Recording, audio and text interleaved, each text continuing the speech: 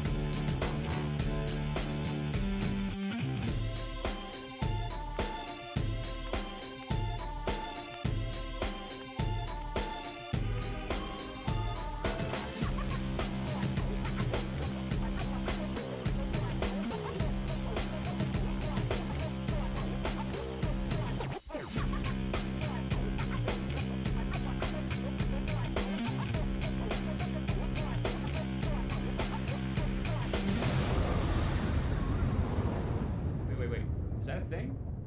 Is that? Nah, I think you guys are just making stuff. Do that dancing, girl. Shaking your fanny. Shake that fanny. What's going on, everybody? Welcome to Tuesday. Dose Day, what's going on? Doko, what's going on? Neil Gradamus. Lando, thank you so much. Welcome back. Zed Castle, what's happening? Dano. Bloodbeard. What is going on, everybody? Gypsy Jenny, that's my sister. She's back for more.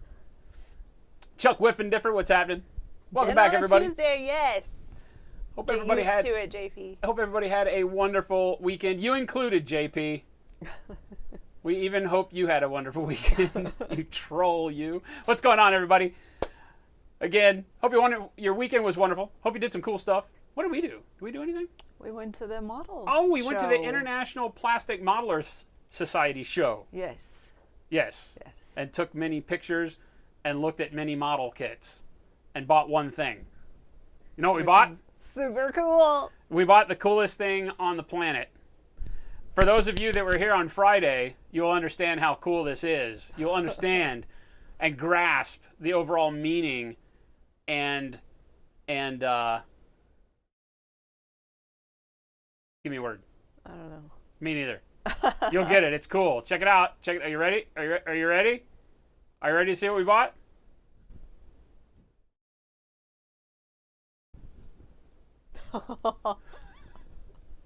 We went to the... Yeah, Doka's right. Jeep.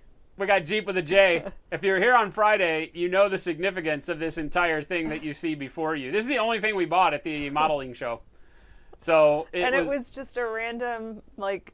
Sitting on a table. There were a few just random weird things like this sitting on a table with a whole bunch of old boxes of games and stuff. Yeah, this guy had ancient, like plastic board model games kits. And old model kits. That was really what the show is. It's always a bunch of like old, like people that have a ton of old Tamiya 1/35 scale military models, and it's a scale modeling thing. It was a great show. Very small as far as the vendor hall goes, but there was on this crazy guy's table, he had a bunch of like garage style resin kits and in he's Ziploc bags, and this was just sitting there. Huh? I didn't notice the cigar. Yeah, he's got a cigar. Until just now, when Doka Smurf said it. Yeah, he's got a cigar. That's awesome. So this is Jeep with a J, and we're going to paint him on Friday. So I'm going to get him all cleaned and primed up and ready, and then on Friday while Jen figures out what model. Oh, I guess she's got her new model. She's got her Pegasus. Or not Pegasus. No. Unicorn. Sorry. It's Pegacorn. My little Wild West unicorn. Wild West unicorn girl. So, so we're going to do, we'll be painting Jeep with a J. And he will be forever immortalized in our minds and hearts and right here on the table. So there you go. Jeep with a J from the International Plastic Modeler Society show. Wait, does he have a belly button? Who'd have think? Yeah. He's got a belly button. Don't you know? Birds are born like people. The storks bring them. Got it. And that's where the thing that the stork holds them by is. Oh. That's why we have belly buttons. Okay.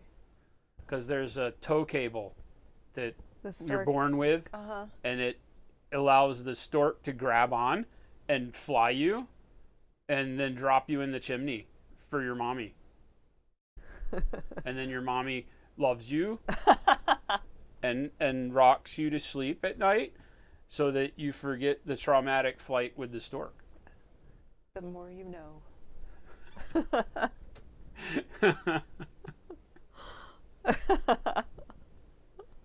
Yes. All right. All right. Well, it's Tuesday. You didn't expect that on Tuesday it started to seem a little bit like Friday, did you? You sound like the richest redneck of all time. Tow cables and chimneys. Tow cables and chimneys. The richest redneck of all time. Wait a minute. Not far from the truth. Impending Duff. We're doing great. Or at least I'm doing great. I can't speak for that one. I'm pretty great. Better paint that awesome bird and send him to Mom. Wait a minute, I got to give it to Mom now? What the? How is that fair? Dang it. All right. So we'll paint it up and we'll send it to Mom. She is Jeep's mom. Yeah. So we have to paint it up, send it to Mom, and have Mom take pictures of Jeep with a J. Like she has to take it with her places. Yeah, when she goes Like she has to go to dinner or to go get gas. Jeep with a J needs his own Instagram account. Jeep with a J needs its own Instagram account, and my mom is on the hook for taking pictures. We'll see how long she lasts with that one, but I think it'll be funny for a little bit at least. So.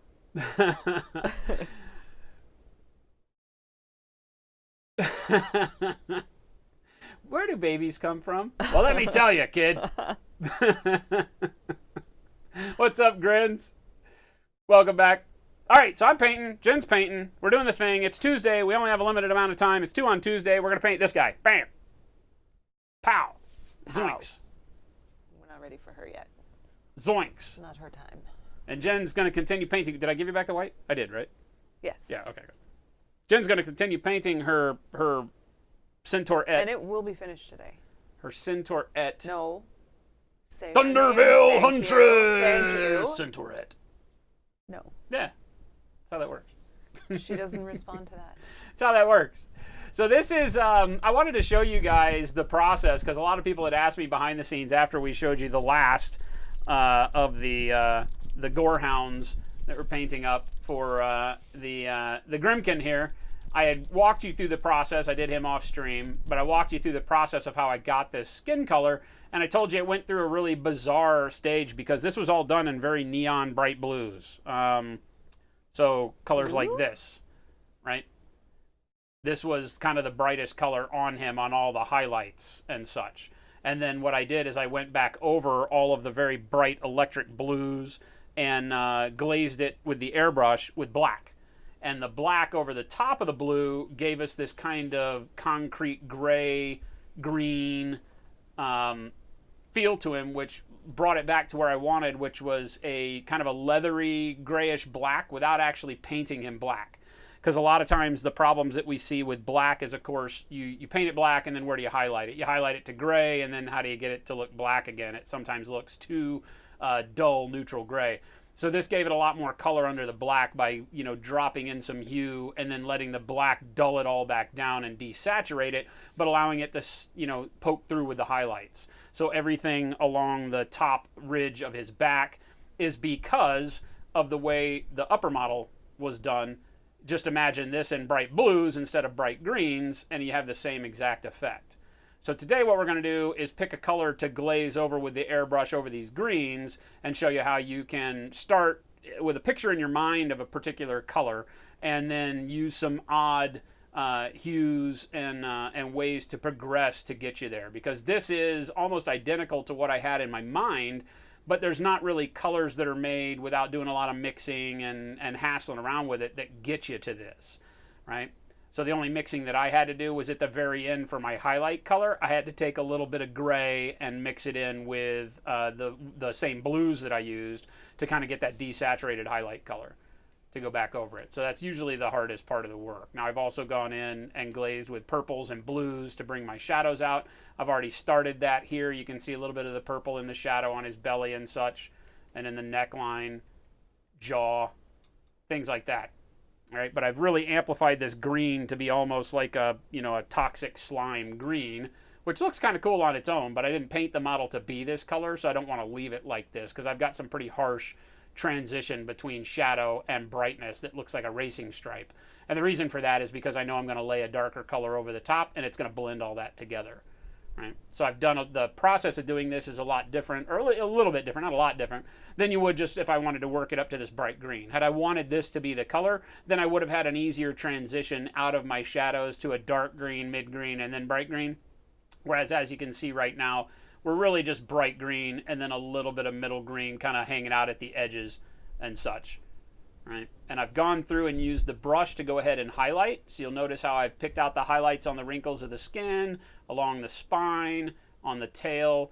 I went ahead and did that with a bright color and the brush so that when I go back and glaze with the airbrush, all of those edges really pop. So you want to try to over amplify in brightness all of the edges that you really want to show through, because by throwing a darker color, really by throwing any color back over this, you're going to dull it down and desaturate some of this. So always amplify it more than you really want. So I probably don't really want his eye socket to be this bright, but I'm going to put a darker color over it, and I want it to still be able to pop through and give me some highlight. Yes. Yes. She says, yeah. Yes. That's what I was going to say. What happened to Jin's eye? What do you mean? I don't know what happened to my eye. Jin's eye is fine. Both of my eyes are fine. What you mean? With my hair, maybe my hair was in front of it and it looked weird. She did get her hair cut. I did. But she had her hair cut on Friday, too. Yeah. I don't know if we talked about her a whole lot. But she's got short hair now. Looks good. Short and sassy. Short and set. Like you weren't already sassy enough. Sassy. I'm nice. Myrtle, what's going on? JP wants to know if you're going to be painting any 2D objects ever, like a skateboard, or maybe a canvas. Yeah, we've talked about it a lot. Skateboard or skateboard. But one is spelled with a K and one is spelled with a C. Yes. Yes. Sure. We actually have a stack of skateboards. Yeah, we have a stack of skateboards, blank skateboards here that had the intention of being painted. I've told you guys this before. I got them shipped to me from a buddy in Canada that worked at a skateboard manufacturing plant, and they were for an art show that was going to go on in California a decade ago. And the guy that was putting it together dropped the ball and it never happened, so the skateboards remained unpainted. So I still have a bunch. I'm going to look at Pinterest and So see what we kind could, of skateboard projects they have that we could do. Yeah, we have a bunch. Because that'd be fun. Really into stark contrast highlighting lately. Pretty bitchin' to see. Would love to see how you did that workup, Ray. Oh. Well, I mean, this is easy. This is just airbrush, right? And then putting the purple. I just use purple wash, as a matter of fact, right? The purple tone wash on the shadows. you know, and grabbing a little bit of the bright green down along the areas like that sternum area, but not too much. You know, a little bit in there on the heel and such, a little bit on the bottom of the foot. But, you know, you just play with it kind of like you would if you were doing a pre-highlight. But I'm doing it a lot more stark, keeping it, instead of balancing out to where I've got brightness. Let's grab a model over here. I've got some pre-highlighted models, right? So rather than like on my standard pre-highlight where I go with, you know, the white and filter it down to grays, mid-tone grays, and then finally bright white right up around the top, you know, I'm lacking that filter on the lower portion here. I want to keep those shadows very, very dark. And that's more because of the model, right? I'm wanting that model to get the feel of super dark as it goes down towards the ground, almost like there's no reflectiveness on the Well, lower feet huzzah, and huzzah! such. I'll just throw back my legs and pollute my For britches science with with delight. 21 freaking months. Thank you, my friend. Firmly planted in the Lying Liar Who Lies Club. And Radium, good to see if I didn't already say that. But that's really the only difference. I mean, you can imagine doing a pre-highlight and then just shooting it with greens instead of with whites. That's kind of how the buildup goes on this. And then just taking the time with the brush to go back with your brightest color and pick out those details. You can see how I've grabbed some of the tops of muscles to give a little bit of contrast even in the brightest areas. Now we need to pick a color to hit him back over with. I'm not sure what I want to do. I thought about maybe a deep kind of red, like a super dark red. You know? Like we could use chaotic red over this, or we could go whole red even. Whole red could be really, really cool over this.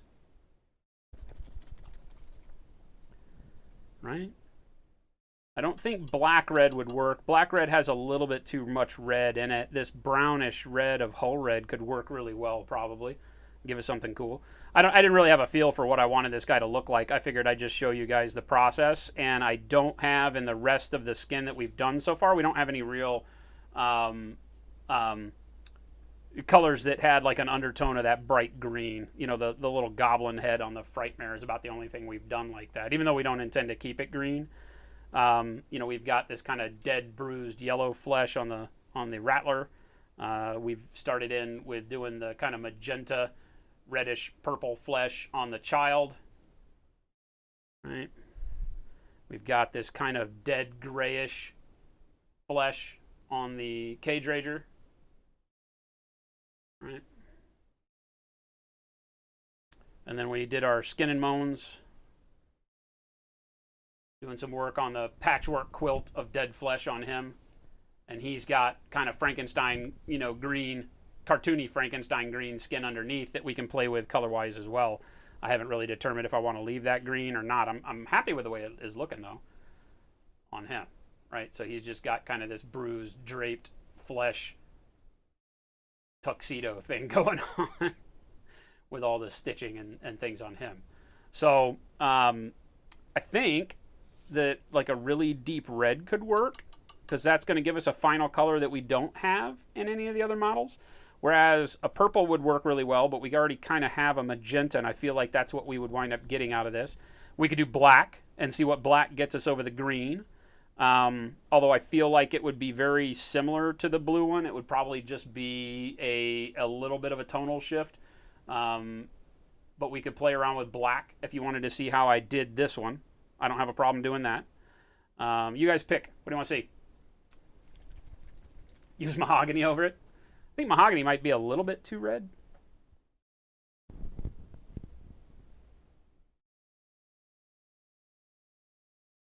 You like the idea of using red? Yeah, we could use the whole red, I think, would look good.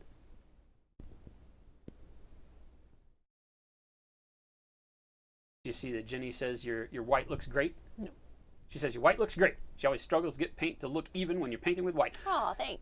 And Jen, that's literally because of the white paints. Our white paint is formulated to go on fairly smooth, and we also paint very thin. So the more you hang out, the more you see. You'll notice that a lot of my style of painting requires you to layer up over and over and over and over again, and that ensures kind of not having brush texture in it, not building up chalky paint, things like that. Yeah, I feel like I've put like 100 coats of white on this, at least. Ray says purple or orange, and that doesn't surprise me. That doesn't surprise me. Did I see the Kickstarter for Muster Box grins? No. White paint has unicorn toenails ground into it. What? Oh, hey. What? I don't guess you have to hurt the unicorns for their toenails. You can just clip them, Maybe not. grind them up, put them in the paint.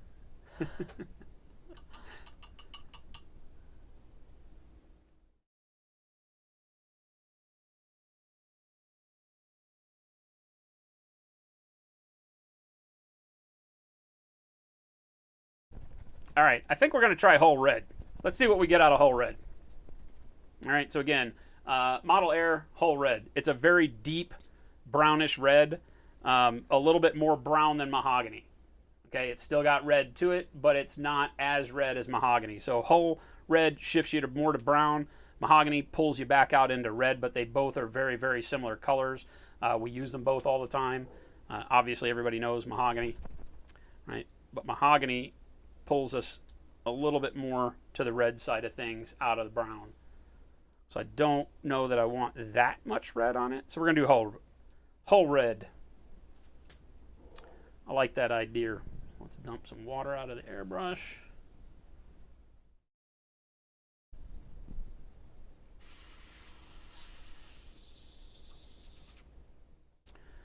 All right. We don't need a lot of paint because we are going to thin this down to dirty water glaze style. For those of you that may be new here, dirty water glaze is basically the paint as a watercolor. So I'm going to put 2 drops. This Model Air paint is already super thin because, as the label describes, it's built for airbrushing. You can see I don't put much paint in there at all. That paint sits all the way down in the bottom of the trough there as it goes out into the needle. So you can almost still see the needle in there.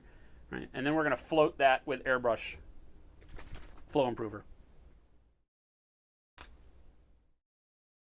So to give you an idea, remember, no paint, hardly at all. It doesn't even come up into this part of the neck yet. It's all the way down in the bottom. And then I'm going to put enough Flow Improver in there to get it all the way up into the cup. All right, so the Flow Improver is our thinner, and you see how now that's all the way up top. So that's probably 5 times as much Flow Improver as there is paint in here. And because the paint was already super thin, it's going to give us kind of a rusty color if we do this right. And it does, kind of like a red rust, which I like. And the paint at the end, I'm going to show you after we get this mixed up.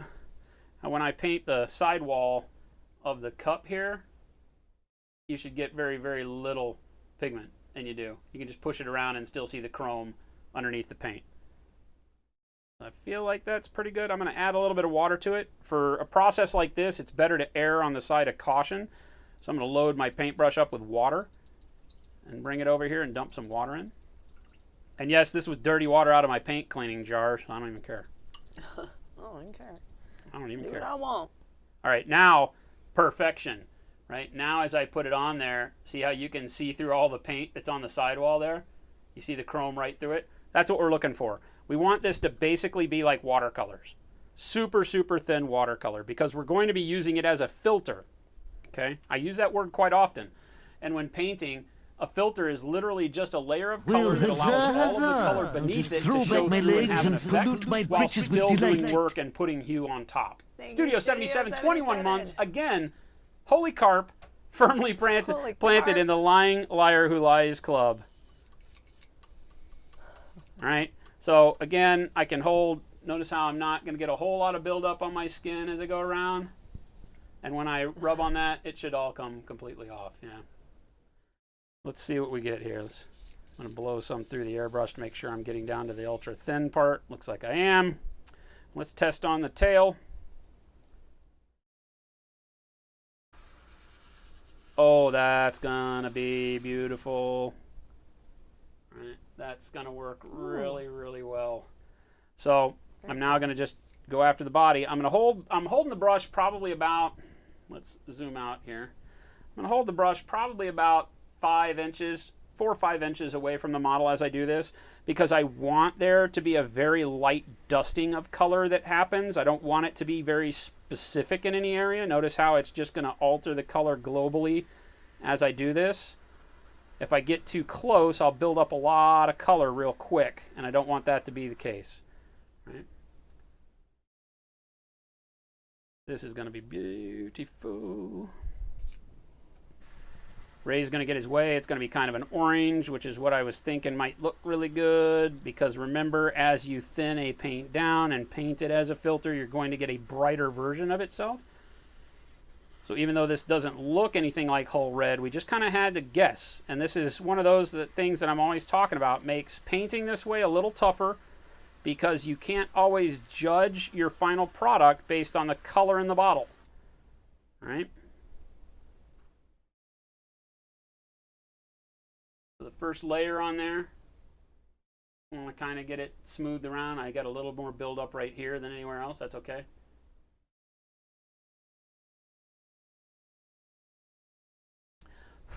Don't want to spend a lot of time layering up on the first go round. I want to get a very light dusting on there, then we'll come back after it. So again, I'll start hitting with layer number 2. This stuff will dry really, really quick. I don't want to sink all of my highlights, so I'm judging how much color goes on based on when I start seeing those bright green highlights start to sink and blur together. Okay. Zoom back in a little bit.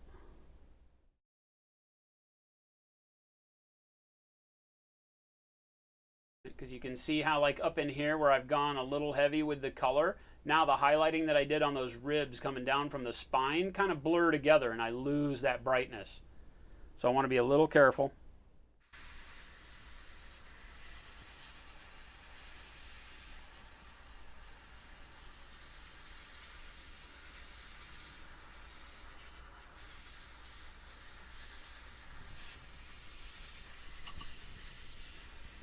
Notice how we're still getting that cool green in the shadows.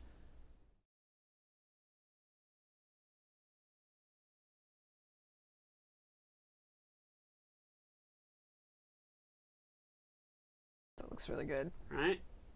Now I also want to hit the shadows where I have my purple. All right, so I'm going to angle the model down now and go in and build up a little color. And there, notice how I'm moving the brush.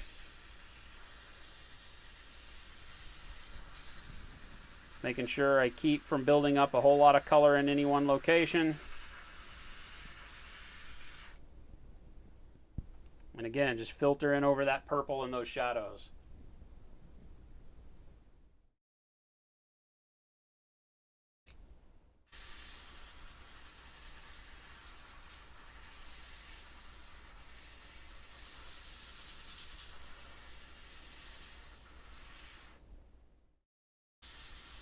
Back of his haunches here, underneath the tail.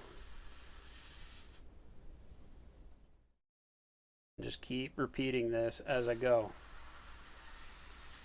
I'm really liking the green we're getting out of this.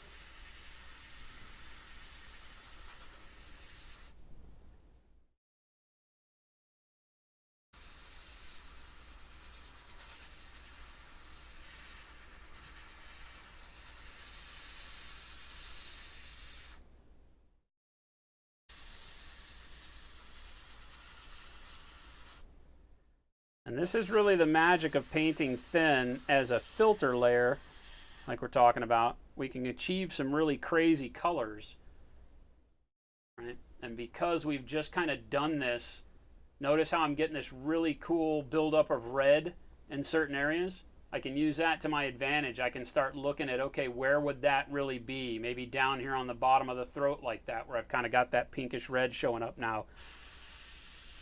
So I can come back and utilize that to plant a little more red there on the bottom of the jaw.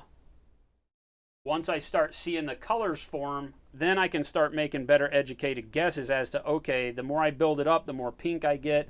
The more pink I get, the more it looks like blood under the skin. I can use that to my advantage. So let's do that and get these areas of the jaw here, right? And give him that kind of blood under the flesh feeling at the bottom of his mouth.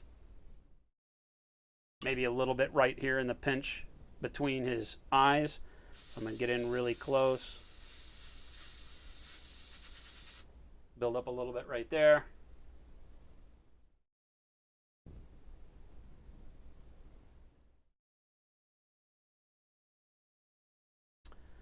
Same thing on, are they elbows when they're on legs? Aren't they knees? Ankles, knees, elbows. We've been told this a million times by Drago, and I never remember, so it's not my fault. There's our animal Right, but I can start science amping up the people. color there, and notice how real quick we're starting to get the effect of much more time spent on this model than I have spent on this model, right? We're looking like a display quality flesh job when I really haven't done anything more than airbrush a couple of crazy colors one over the top of each other to get that really, really bright, stark contrast, that highlight that I put on. And now look, we lose the racing stripe that we had down his side where it was real abrupt, and now that whole red laid over the top is giving us really, really cool interaction with that green. We're getting some oranges, some pinks, some dark greens, some browns. The purple's starting to come up and meet it. We are getting so many rich colors out of that, and all we're doing is playing with airbrush. I mean, we're not having a hard time here at all, right? There's really no way you could screw this up. I'm going to go in and add a little bit more red right here on the front of this leg, like so, where that muscle bulges. A little bit right here on the side of the neck where it kind of twists out of the chain like that. All right, same thing. I want a little bit more red right down here on the front of the thigh.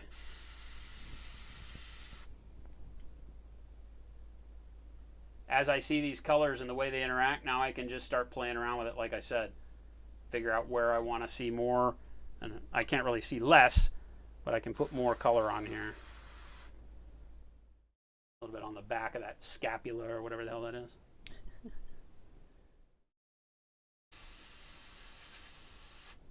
Right here. A bit more on this thigh as well. A little bit where these muscles bunch as he's got his weight on his foreleg here.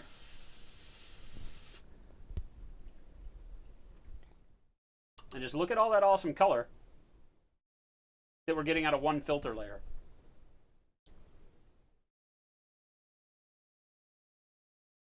And that's literally just whole red over the top of that really bright That was electric bright green.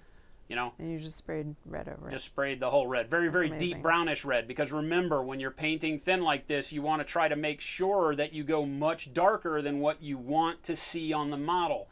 If you wanted this to be a very bright red, then you would use a brighter red going in. Mm-hmm. But realize that like a mahogany over this would have given us more red because of the makeup of the mahogany paint.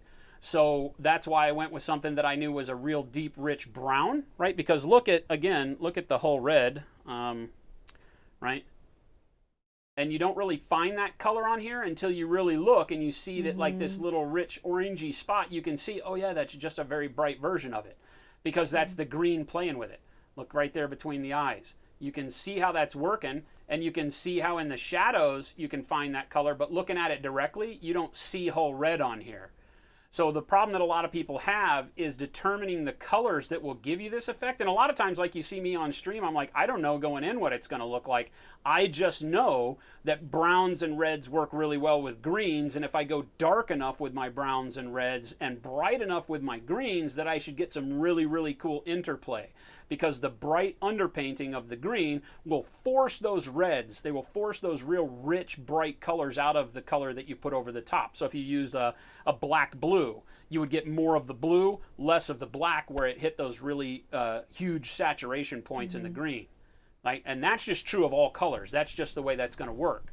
So by using the whole red on here, we get this amazing color. And I didn't know what we might get, right? This was just a guessing game, but I am stoked. That looks amazing. Very good. Right? And there's not a whole lot else we have to do with this. Right? Paint the hair. Maybe put a little bit more purple and blues down in the shadows if we want. But all in all, it really drug out the colors the way we wanted it to. I think I do want to get a little bit more color on this hind leg up underneath.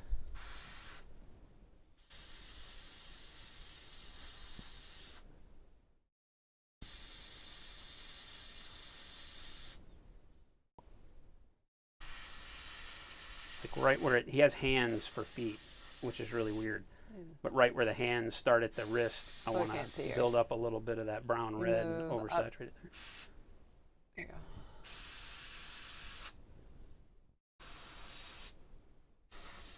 So right around that wrist / ankle. I'm going to pile in a little bit more of this and saturate it so we get a little bit more of that brown red right at that area down low.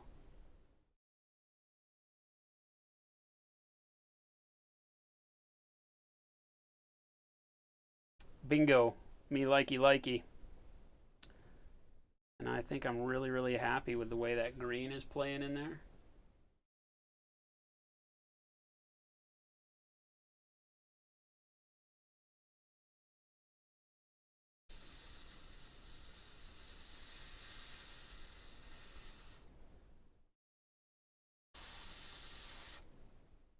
More I like the red right up at the beginning of the tail. A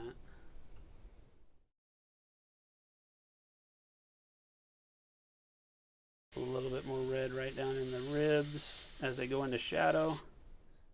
Dano5157 said, so is there a way to use a color wheel to predict what you will get, since we may not have a lot of experience with this?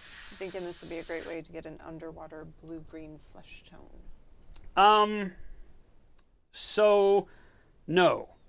Unfortunately, there just isn't a real good way other than going through the process and being kind of taking that daredevil spirit that I try to teach all the time and saying, okay, let's do a test model, right? Let's just pull a model out and let's spray it and let's go through the process of kind of, like I said, like a pre-highlight process like this guy, but instead of using whites, go through and use a bright color. So I've done it a million times. We'll do it a million times more, working through the whole pre-highlight process. That's all I did on the dog, right? But we can go through and do it with really, really bright, vivid, oversaturated colors, right? So like I said, on this guy, now you can kind of see how together, right, we get these kind of really cool interplay. This guy on the left started out as Viking blue mainly, with then the Void Shield blue or the Troglodyte blue. I forget. I think it was actually Void Shield blue. It was a really, really bright one.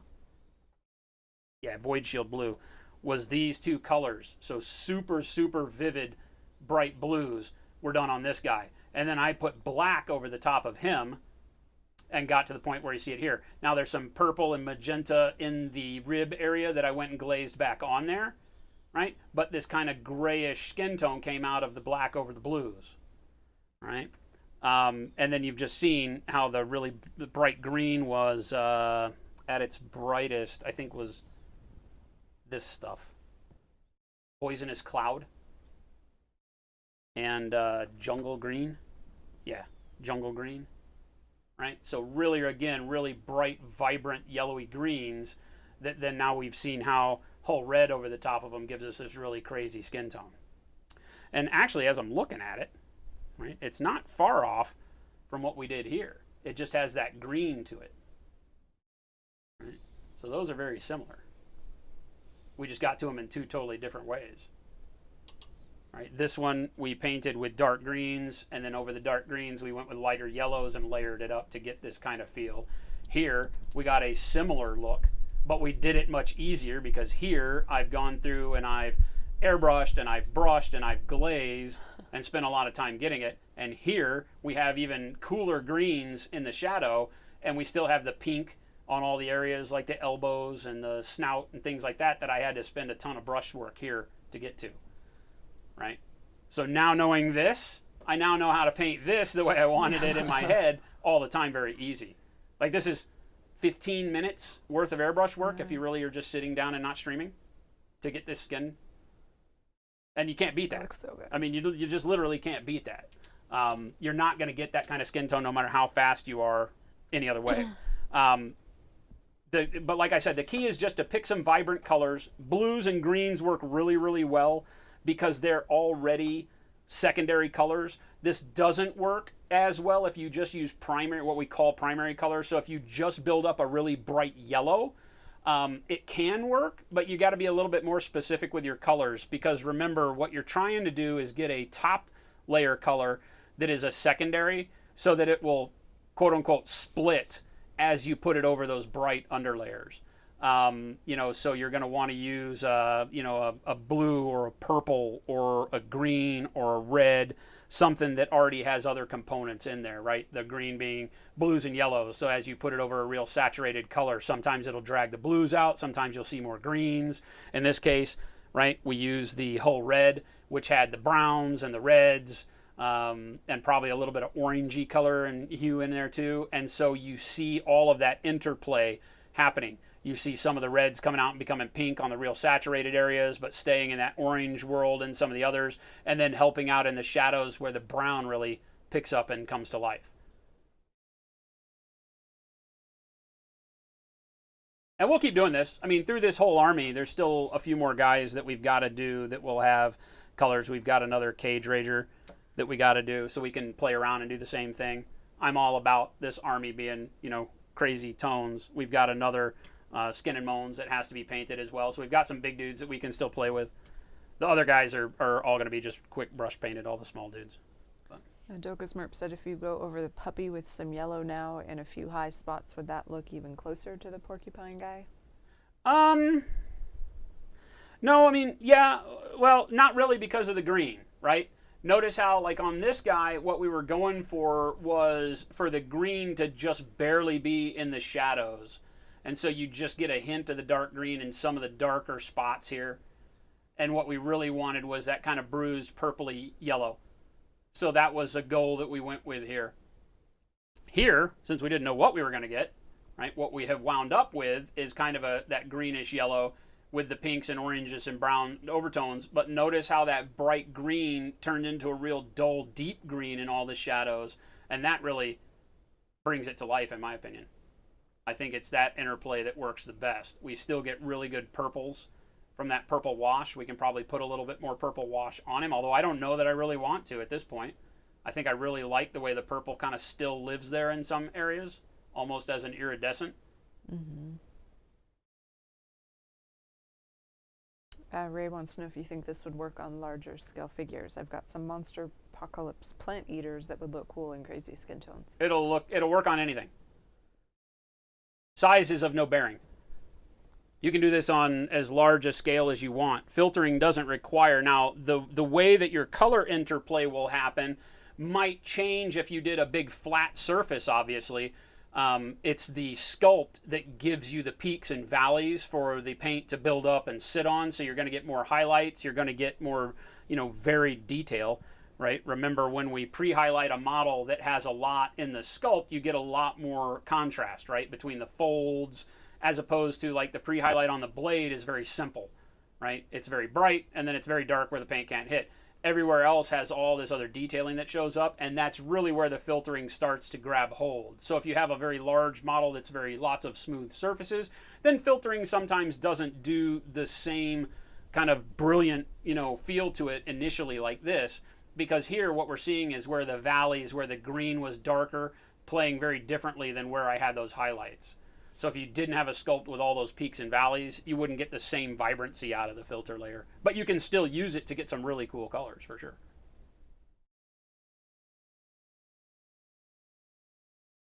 Orc Pride, it is not Friday. Our goal has been to get Jen on stream more often.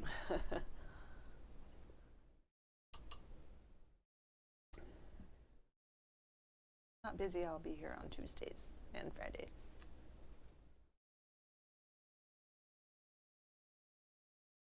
But Dano, to kind of further your question of what you can do other than just experiencing it, try stuff. Just go out and start it. Do a real vibrant green undertone with real bright kind of, you can pick to go yellow. You can pick to stay. I can think that maybe on the next model we'll do this. Go up to kind of this sherbet green, really, really bright. And then over the top of that, put a blue and see what we get. We could do that. On like the big Cage Rager would be kind of cool, right? So if we take him to like a sherbet green and then filter blue, like a really dark blue back over it and see what we get, could be really, really neat. But a lot of times this is just one of those things where you test it. As an artist, that's kind of what your life entails, is if you've got an idea, paint up a tester. Paint it on sprue. You're going to need something with some detail again, though, right? Because you're going to want to see that color interplay with the details on the sculpt. But test it. Give it a shot. I know that it'd be great if we had like a silver bullet that said, if you want this, do these 3 colors. But a lot of times the fun part is having things like this occur that I had no idea what we were going to get, and I'm super pleased with what we did get. And now I can go write that down and repeat this. So after that first kind of trial and error testing phase, you can write down what you got, take a picture of it, and be like, okay, now anytime I want this skin tone, I can do this in like 5 or 10 minutes. And I can blast a whole army of dudes with this color. And you can imagine like doing a Tyranids or orcs or, you name it, goblins, ghouls, anything you wanted where you're doing a million troops. Now this just became super easy, because the pre-highlight on them with a bright green, you just do an overall dusting of dark green, then you do that really, really bright, glowy green on the top of that, and then, highlight it with a brush real quick, or even just dry brushing if you were doing real quick, you could get that real bright color and dry brush so all the details popped up off of there, and then filter it back over with something like this with the whole red, and you could have a whole mountain of dudes done in no time at all. Tigress Dark, that's the Thundervale Huntress from Super Dungeon Explorer that Jen is painting. Thank you for saying it correctly. Centaurette. These are Super Dungeon Explorer. We started Jen as, this is only her 4th model that she's ever painted, and she's doing a knock it out of the park job on it. And we started with all the chibis because they've still got fun detail, but none of it's so tiny that you forget what it is as you're looking at it. I think next she's moving on to and Wild Man, thank you so much. Thank you so much for that Twitch Prime sub. You're moving on to a unicorn from Impact Miniatures, which is also a chibi, right? Hulking Orc Daka, thank you for that, host. And then we'll see where we can get her to go into some more highly detailed models as you're comfortable with it. On the unicorn, be prepared because she's going to learn how to airbrush. Because she wants to do it white like her unicorn logo down there in the bottom with the pink and purple hair and all that. So we're going to show her an easier way of doing white than what she's doing right now. Although she's knocking it out of the park with the brush white and the blending with the grays and all that. It's looking great, babe. I think the white's probably good. Yeah, I think so. About as far as I can get it. You know, when you start pushing it too much further, then you start running the risk of your gray to white transition. Yeah. It looks like a racing stripe. I think it looks really good right now. Thanks. Yep, so I'm just touching up her hair a little bit, and then I think I'm done. Doka says he wants to try this, but the only thing he has is Space Marine faces. little bitty tiny Space Marine face. Yeah, usually something with... Now, I guess when I said scale doesn't really matter, you can still filter, but chances are you're going to want to do it with a brush if you're doing really small faces. Like if you had a bunch of Space Marines that you wanted to make look like this for whatever reason, then you would paint it all with a brush. The airbrush is just going to drive you nuts, and it's going to put too much color on real quick. So I would say that as the scale decreases your filtering, probably, it doesn't mean that the filtering method can't work. You're probably going to want to switch over to a brush. And you can do everything I just did with a brush. Dollar bills, y'all. Hulking Orc with the 10 bits. Thank you, my friend. Ready to roll. Happy Tuesday to you, too. Welcome back.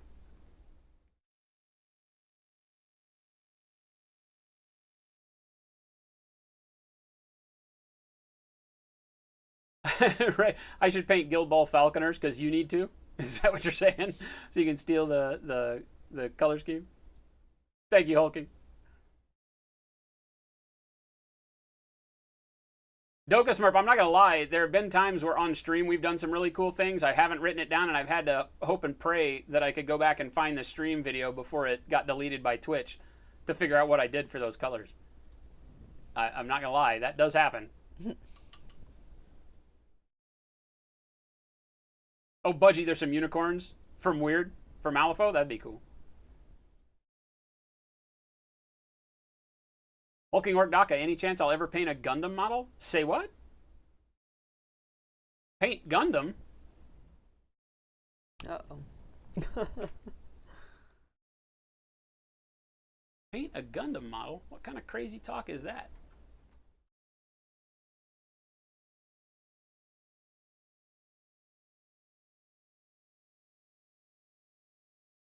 We are in process, I guess you'd call it, on an Exia that I have in this pose. It that looks we're doing. like a cartoon. Huh? It looks like a cartoon. Looks like a cartoon? Uh-huh. Like a drawing. So we're working on this guy. We did all this on the stream, and got him glued down, primed the whole thing black, and then started working up our whites. We're still not to white. We've still only gotten to spaceship exterior, really, really bright gray. Then I'm starting to now base and work on the blues and the reds to get them built up. We did some of the reds with the brush on stream to build that color up.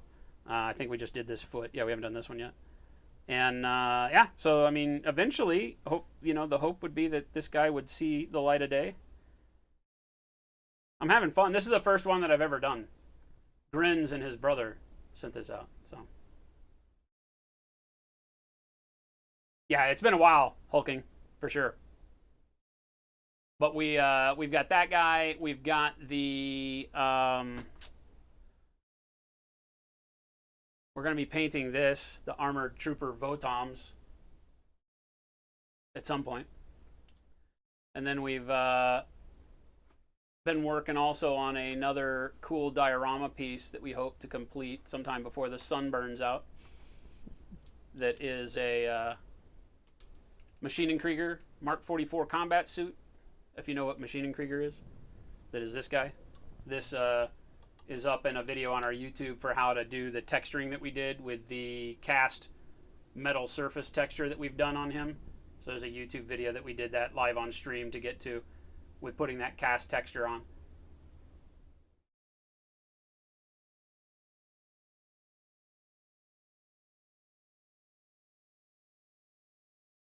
I got so many models stacked up over here. They're on the shelves for product too. No so when Jen when Jen and I come in here to grab product to ship orders out, we have to fight. We have to fight through all of the models on the shelves.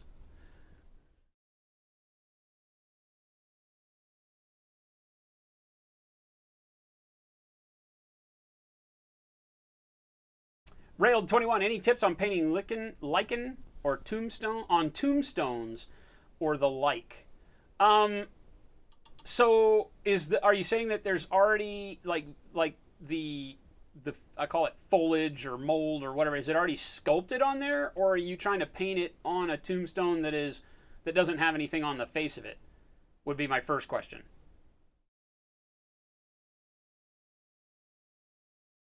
I did the texture by painting outside during a dust storm.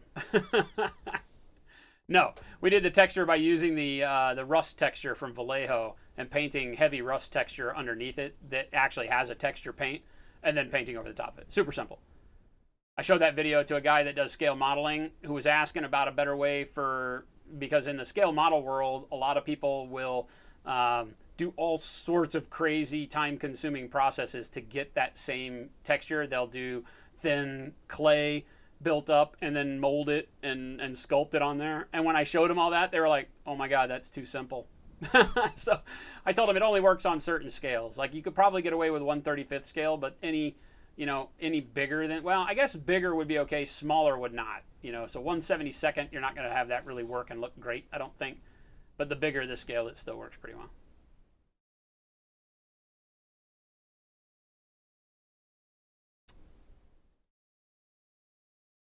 So Railed, it's not sculpted on there. Okay. You did some color naming? Yeah, keep those going. If you don't know, join our Facebook page over on Facebook, obviously. And we have a post on there from Sunday that you'll need to find. That is the post about naming the paints. So make sure to go on Facebook or on Instagram. It's on Instagram. If you follow us on Instagram, there's also a post there that has the 8 colors that we're going to be looking to add some community naming to. And as long as you guys keep turning out cool names, we'll have some to choose from. We'll go through all of the names as a group here, and internally we'll pick our favorites for each color, and then we'll put those up to a vote. So you got probably the rest of the week to go through and throw some names at that. So do so, please, please, please. For example, on a rock or a base or something like that. Yeah, sure, Railed. If it's not sculpted, definitely. Oh, why could you not vote on the name of the silver paint? Ray, it's a conspiracy.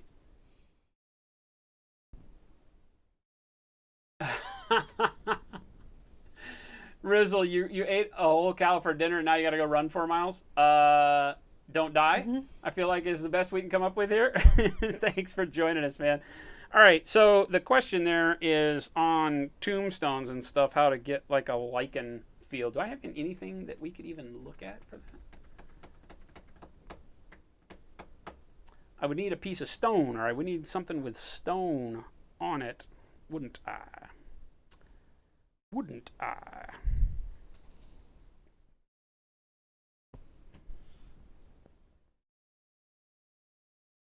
So on a rocky base like this, you could get away with it. Let's pick a spot on this guy. All right, let's just do it like right here at the front of this rock real quick. Again, I like to start with a really, really dark coloring. So for lichen or moss or something like that, then I'm generally going to start with a green. So let's start with a cam dark green. Right? We'll do this real quick. Why don't you donate $5 to the cause and maybe it'll make you feel better. Hooray! With the hot tip. Thank you, my friend. All right, let's wash this brush out. It's got goop in it. I think that stuff worked great, babe. Yeah. Yeah. Okay. I can't tell the difference. I start very, very thin. So if you're familiar with the way that I paint, $5 donation received from REI_silver. That thin. You can see Love right your through it. inspirational faces and outlook on life. Thanks for all you do. Thanks, Ray. Thank you, Ray. All right, so then let's just pick and come in here, and I'm just going to kind of stipple in this green, right, to turn the face of this rock kind of green like moss. Right, so I'll just keep building up until I get a coloring that I like. It's thin so that it allows all the colors of the rock that I've already painted to show through. That's the key. You don't ever want to do this kind of thing where you're trying to paint mold, moss, or any other kind of non-sculpted greenery. You're not going to want to just paint it with opaque lines because it'll look like, imagine that, like you spilled paint on the model. So you want to just kind of get it to where it gives me that green moldy spot there.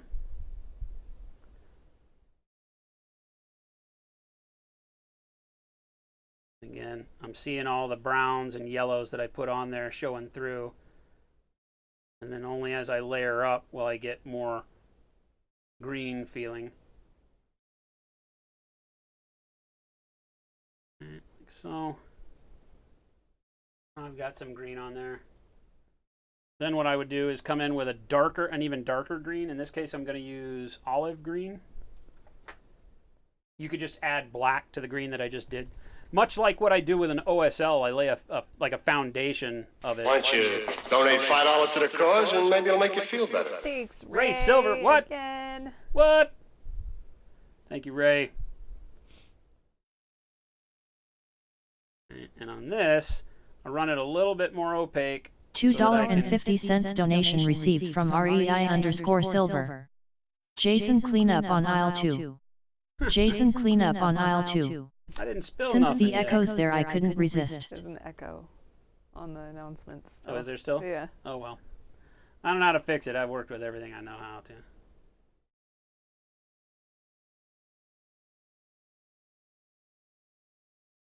What I'm trying to do is give it a little bit of depth. Right, so here I just want to paint a little bit of darkness on there. Much like if you were trying to paint the threading in stone or marble or something like that, you just want to get yourself enough to create a texture. Because like you said, it's not actually sculpted on the model, so there's not going to be anything that makes it seem three-dimensional. So by adding just a little bit of shadow on it, you can do that. And now your brighter color. So your mid-tone and a dark green, a darker green for some shadow, and then a brighter color. And I have no idea what the brighter color needs to be. We can use, what is this? Commando green? He said, awesome, I get the concept. I'll have to play with it a bit. Yeah, we can use a little bit of this commando green. This may not be quite bright enough, but we'll go for it anyway.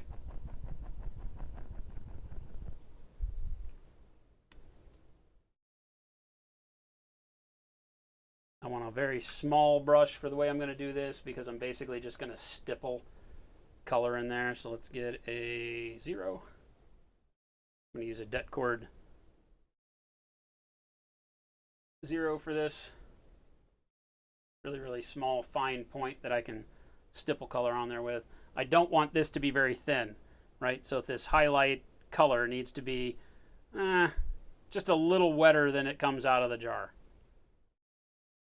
Right? So that when you put it on there, you can do so deliberately and you'll get the color you want. Here, what my goal is to kind of go just to one side of my shadow line and just kind of stipple in a little brightness every now and then. Again, I don't want lines.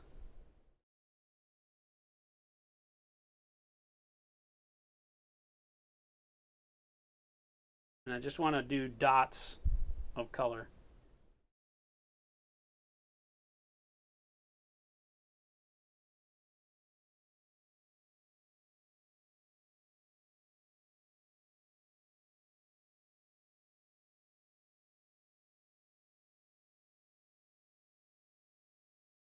Right, and so you can start to get the feeling of how even though there's nothing sculpted there, I'm starting to build up like a little string of moss or growth on that rock.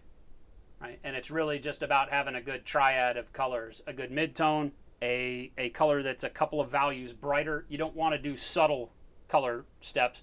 You want to go whatever your middle color of green that you choose is, that you want to have be that kind of spread wet green look that comes on with moss and lichen. And then to one side of that, a very, very dark, so you could add just black to whatever that base color is. And then a very, very bright, which you could add just like an ivory to that same color, or a yellow or something like that. But the key is randomness, so you don't pick up a pattern, not painting lines in it, stippling as much as you can so you get that natural texture going on there.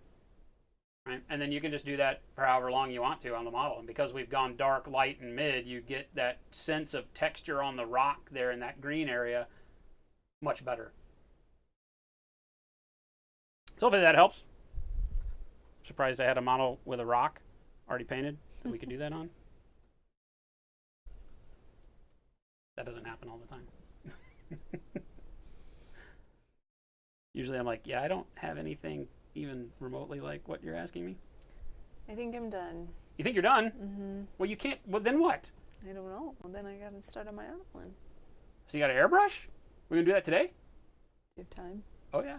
Yeah? Yeah. Yeah, it's only 3. We got another hour. You don't have anything, though, that you needed to do? I did it. Oh. Okay. We set out to... Well, that was easy. We set out to show filtering on top of that bright green to show them how I had achieved this color by doing the bright blues and the black over the top of it. So now we've done a really cool kind of a dead fleshy dog the other direction, and I'm okay with that. I think both of those look good. All right, then.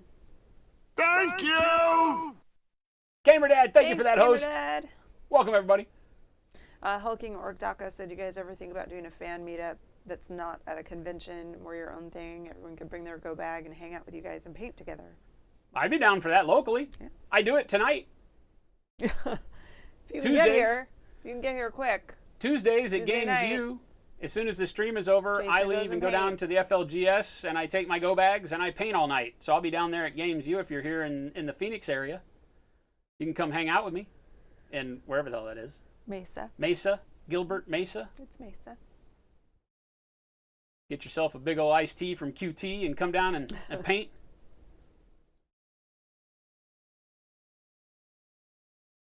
Chuck Whiffendever asked, it's not my normal MO, but would you consider doing a stream where you took a few models from a game like Zombicide, where many of them are going to be the same, showing how you would approach construction or like assembly line stuff? Chuck? Yeah. Sure. Yeah. I mean, to some extent, I've got that right in front of me, right? I've got these dudes, which are all, other than maybe the detail is a little bit better, these Dreadrots are literally like painting Zombicide. They're all the freaking Well, same. huzzah, huzzah. I'll just throw back my Black legs Wolf and with the 2 pollute months. Thank you, my britches friend. with delight. How the hell are you? Yeah, so I mean, these guys are much the same thing, you know. I chose to do these with a very bright pre-highlight on them. Hey, somebody likes us. Tony, Chloe, what's going on? Thank you so much for the follow. I chose to do these guys with a pre-highlight and all brushwork is what I'm going to do because they've got so much tiny detail that if I took the time to go through and airbrush them, I'd spend more time painting over all my overspray than anything else. Thank you for the bits. So yeah, we can work on these, you know. Now, you know, the story changes though, because like you said, if it were like Zombicide and they didn't have so much detail that I could go through an airbrush, then we could do, you know, Well, everything like this. I'll just Right. throw back my Gamer legs Dad with and the 2 months. pollute Thank my you, my britches friend. with delight. Right. So I mean, you can do stuff like this if the detail is all like skin. Like this guy's just skin and then a little bit of hair. Well, So if I had an army of huzzah. these I'll guys, just Kevin throw on back my 19 legs months. and Thank pollute you, my my friend. britches with delight. You guys are killing it tonight. Thank you. You know, then you can go ahead with the airbrush and it can become a lot quicker. You can pow, pow, pow, and then with the filter and a little bit of brush highlighting that I've done, this looks done, and it doesn't give me that fuzzy out of focus look that airbrushing normally does because we've gone back through with that initial highlight off the brush and then just using that last filter gets rid of the fuzziness and dulls everything down and also adds that hue to it. So this is a great method that I've shown you today on doing that assembly line painting. On something like this though, because there's so many small details.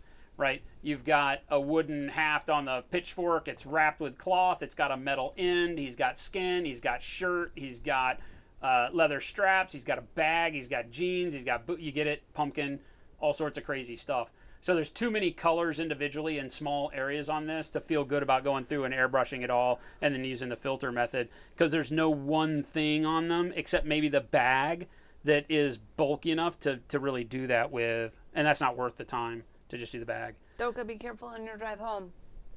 Take it easy, Doka. Oh yeah, definitely. If it's thunderstorming, be careful. So what I chose to do here is a heavy pre-highlight. And by heavy, I mean that my transition from the darkest areas to the brightest areas, almost pure white up top and almost pure black in the shadows. What that does as it goes through those grays, and this is all just white paint. It's just done very thin, lets it be gray as it goes over the black primer, and then piling it up on the top so it's white. What this does is now as I brush paint, I don't have to use as many colors because as you've seen in the past, by doing a little bit of color on top of this, then you'll get all of the value variation that I want. So the blue that I plan on doing on the jeans on these guys will be much darker in the shadows and much brighter out here, so it'll look like 2 or 3 different colors. So that's how I would assembly line paint these guys. But yeah, we can throughout the week, we can do a little bit of work on them and show you. I'm going to be painting some of those, I think, tonight at the FLGS. Hey, somebody likes us. Trouble Brewing. What's going on? Thanks for the follow. Great name, by the way. Thanks, Gamer Dad. Mucho apreciado. Kiddo needs food. I guess it's in his name that he has to go be dad. Yeah. Robro Cop, welcome back. What's going on? Telemachus said it's not Friday. It is not. Sorry.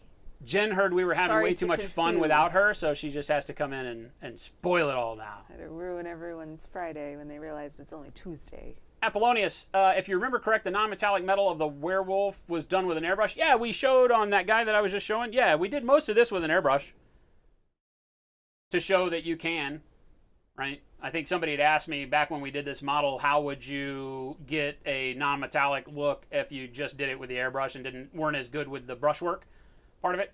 So we just went in with the airbrush and did most of the foundation value and shine and everything with the airbrush, and then the only thing I had to do with the brush was the edge highlighting. Right? So all the steel armor, and on the copper though we did it with a brush. That's not airbrushed. So the goldish coppery stuff is all done brushwork.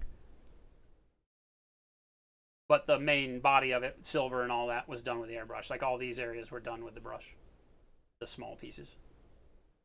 But everything else was done airbrush.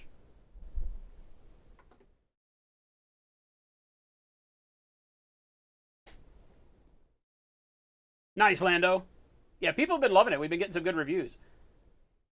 Genuine, what's going on? As a matter of fact, speak of the devil, Genuine just got his bag today. and is going to be doing a review. Finally got it, huh? Spongehammer, what's going on? All right, so we need to get you set with some air. Oh, my God. All right, gang, so here's the deal. No. It's Tuesday. Jen has never in her life used an airbrush. She just got to a point where she's ready to call her Thunderveil Huntress finished. She's done an awesome job on that. And now she wants to do the unicorn. It's an Impact Miniatures one that they gave us at Adepticon. Yep. And we've got it cleaned. It's a resin mini, another chibi. But it's a unicorn with a rifle. It's kind of a Wild West gunslinging unicorn, I think they call it, with a cowboy hat.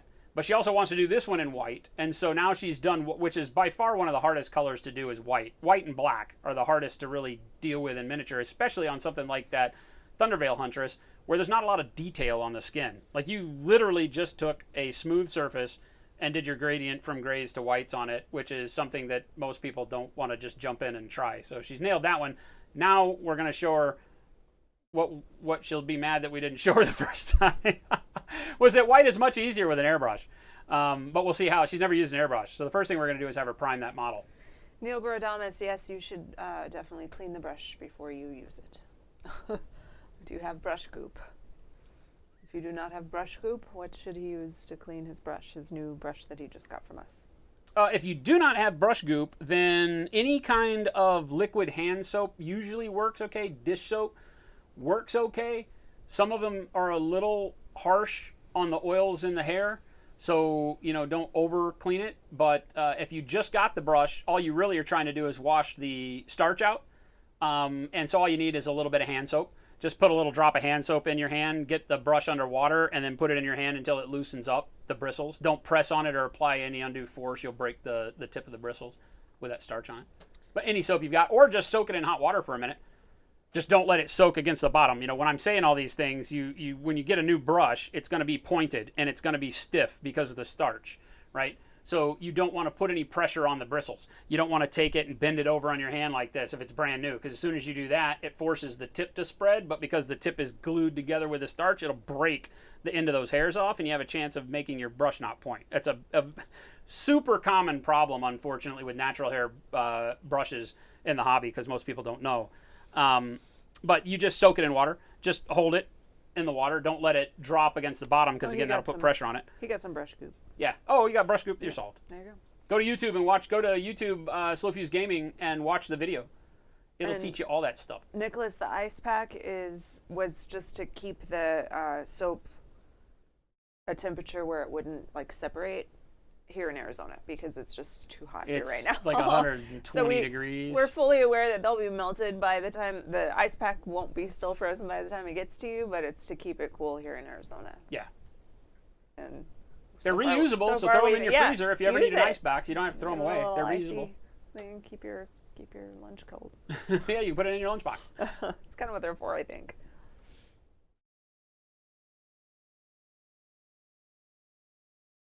Hulking Orc Daka, thank you so much, man. I've seen you. I recognize you from Kenny streams a lot. So thanks for finding us.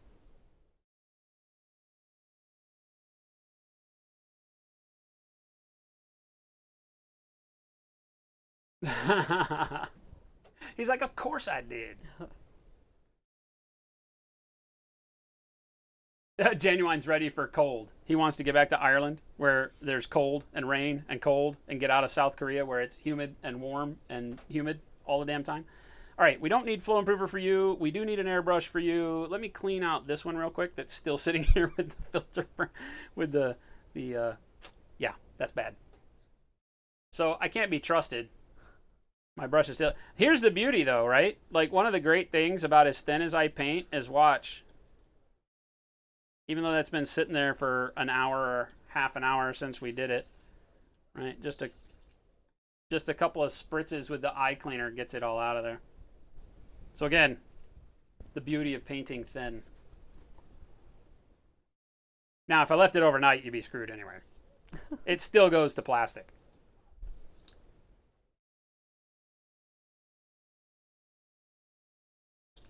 Apollonius wants to know if you've ever done an MM medieval armor in a big unit, 28mm scale. Yeah. Yeah, I have to admit, it's always something that if you're, if you're contemplating doing a big army, and a lot of armor, and you want to do non-metallic metal, then the best bet is to get a good fine detail airbrush and get all your highlights on there quick. Do the glazing and then do the edging on it. That way you're only really left with some very small brush blending for like your brightest reflections and darkest reflections. Because if you try to do all of that brush only with brush blending, you're probably going to lose your mind somewhere along the way. That's just me though. Like with this Grimkin army right now, I'm contemplating, because there's enough foot troops, that I'm contemplating not doing non-metallic on them at all and just doing metallics. And I think my excuse for doing that will be to try out our new metallics, because we'll be releasing metallic paints in our paint line. And so I'm thinking that I'm going to use our metallic paints to do these Grimkin, because there's just too many dudes, right? And I'm not trying to do them at like world-class display level. So for me, you know, if you got an army full of dudes with sickles or scythes, the easier thing is to go through and do the pre-highlight to set it up, and then paint over it with the metallics, and then we'll just glaze colors back on the metallics and make it look cool anyhow. I used them on her feet. Yeah, you did. The silvers, and on her spear too, right? Yep. All right, so let's get you going with the airbrush real quick. JP said he convinced Liz to let him redo his hobby desk setup, but doesn't know what to order. Can I send you dimensions of my desk and get suggestions? Sure. Yeah, as a matter of fact, one of the things that's on our schedule of too many things to do right now is that we're going to produce a video for the racks that shows all of the well, not all of them, but a lot of the configurations that you'll be able to do our racks in, and ideas and measurements and things like that for people that are building. Not quite to IKEA design your kitchen level, but something like that, I guess, is what we're looking for. So we'll have something in the near-ish future, hopefully. All right, I feel like this is good for you. It's spraying. I just primed like 80 models and pre-highlighted them, so it should be okay. You're going to need that. Can I do it all here? Will it reach? Or do I need to come over? Yeah, to no, your we got side? enough hose. Okay. I think.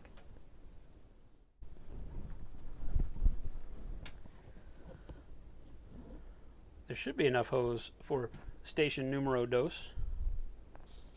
Oh yeah, there's plenty. There's plenty. Yeah, just go ahead and take that now, as a matter of fact. All right, this is big. I'm going to turn my camera off. We're just going to get to watch Oh my God. Jen do her thing. Nervous. All right, why is It's upside down. that upside down? It wasn't upside down before. Yeah, hang on. Let's see if we can do this. Can I do this? Can we transform? Flip vertical. Bingo. There you go. All right. Airbrush you got. So the first thing, move your model out of the way, and let's give you some primer. The first thing I want you to do is squirt a little bit of water in it. Right? What's a little? Just a little. Yeah, just a little. It's fine. Then take a magic card, and I want you to get used to the action of the airbrush. Right? So the first thing is Why'd you give me this kind? I thought you didn't like this kind. we don't have another kind that primes. Oh. All the rest of them are set up for too fine a needle now. Oh, okay. So that for priming, this works great. Okay. And it's not bad to learn this, because it'll teach you everything, and then when I give you a trigger one for detail and stuff, you'll be fine. Okay. And I'll be mad because it's easier? Yeah, probably. The same way you're going to be mad if you get the airbrush down Okay. and you see how easy it is to paint white. Yeah, it's going to be great. Okay. So she's going to chase me around the house with scissors. So the first thing is push the button down, Down? and see how air comes out. Uh-huh. Right? So get to where, yeah, hold your hand in front of it and see. Just air. Press down and hold it down. Get used to pressing the button down and just hold it down. Right? Now, start gently pulling the button back as you're holding it down. Why is it like all spreading? Well, because you're spraying in one location, so that doesn't matter. You're not Okay. you're not worried about paint right now. But okay, so what you need to do is start learning where you start seeing material come out. When you start seeing water as to how far back it's pushed. Okay. Let's just start getting a feel for that and moving it around in circles and lines and whatever you want, right?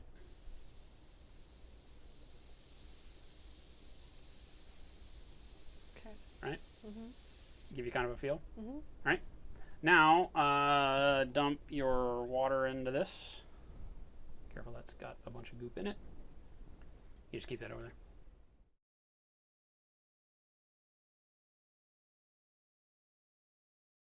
Okay. It's funny watching you. You're right-handed. So I'm thinking about that's the wrong side to put that on. That's not. She's right-handed and I'm left-handed. So I'm looking over at her going, how are you going to make that? Oh, okay, gotcha. All right, now take some primer. We're just throwing her in the deep end here, folks. I teach people to swim by throwing them in the water. There you go. There's some primer. Pop that lid open. How much? Just a little. Well, you've seen me load the airbrush with paint I before. haven't paid attention to how much you're putting in there. Just tell me how much. Just barely in the bottom of the cup. Okay. Like, is See the how bottom there's of like the a cup throat? where it fills... See, it has the throat where it goes down into the airbrush? Yeah. You want it to just come up out of that. But it's not like the end of the world if you put too much in there. Right? Okay, now do the same thing. Now realize you have paint in there. So the biggest thing is just don't dump the airbrush over because the paint will come out. Right? So press the button, pull back on it until you start seeing some paint. There you go. Yeah, there you go. Now just get kind of used to where you're seeing color and how you have to hold the button and pull and push to get consistent spray. There you go. Very nice. See how that works? Mm-hmm.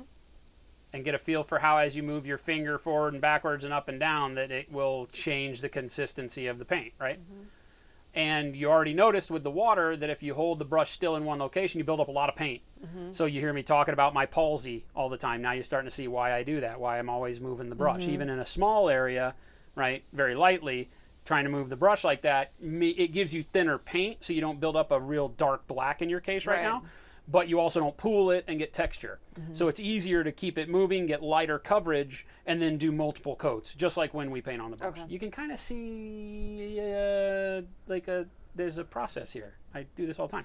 Okay, now take your model, hold it in your hand, and paint your fingers black. Do you want the cork with the stuff on it, perhaps, to put that on? Do I have it? Yes.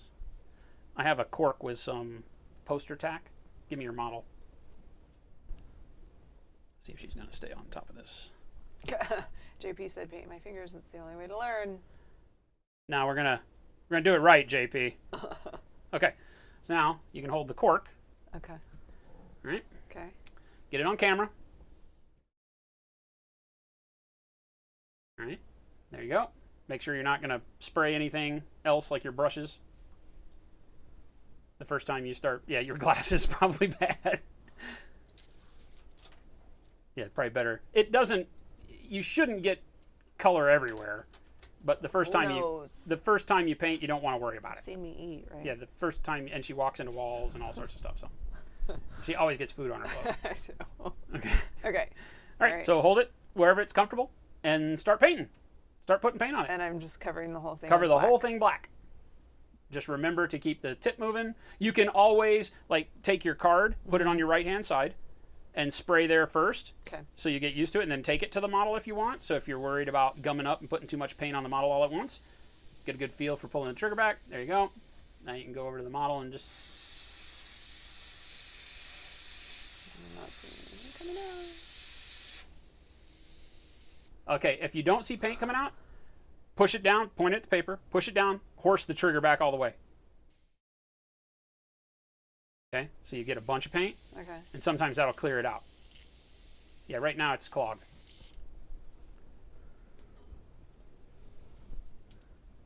Yeah, because you've got a bunch on the tip.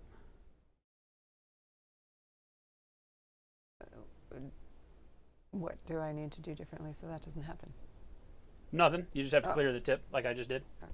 You'll get your glasses or whatever, and you'll just take your fingernails and clear it off. Pay attention, son. This is for your own good. Hey. What? I said pay attention. I don't like that one. It's Armin. I'm going to turn that one off because he just does it for no reason. Ooh. Is it too much? Well, you don't want to build it up too thick, remember? Light coats and then come back after it. But this is very forgiving primer. So you'll be able to, yeah, like that. And then just cover it. Yeah, keep the brush moving. Do your thing.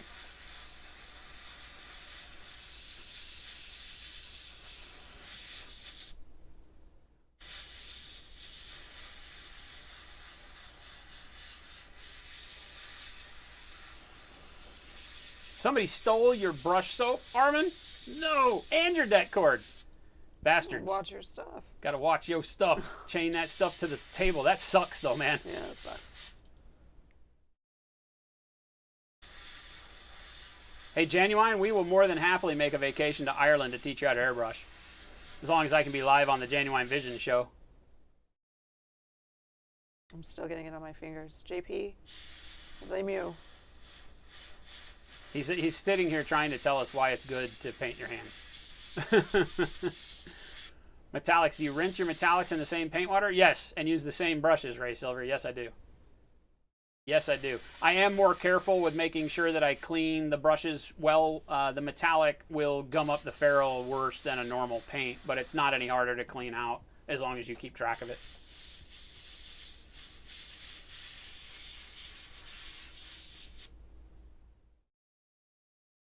Is it gummed up? No, I just don't need my glasses. Oh. Yeah, keep your go bag close, man.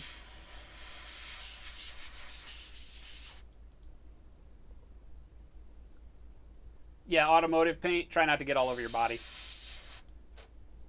It's not as good.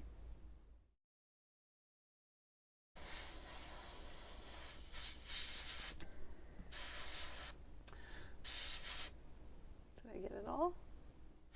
I can't really see it. I always look at it from top down, right? So look at it top down and look at where you've got color and cover it that way. And then tilt it to where you're looking as much at the bottom as you can once you get everything not gray in that direction.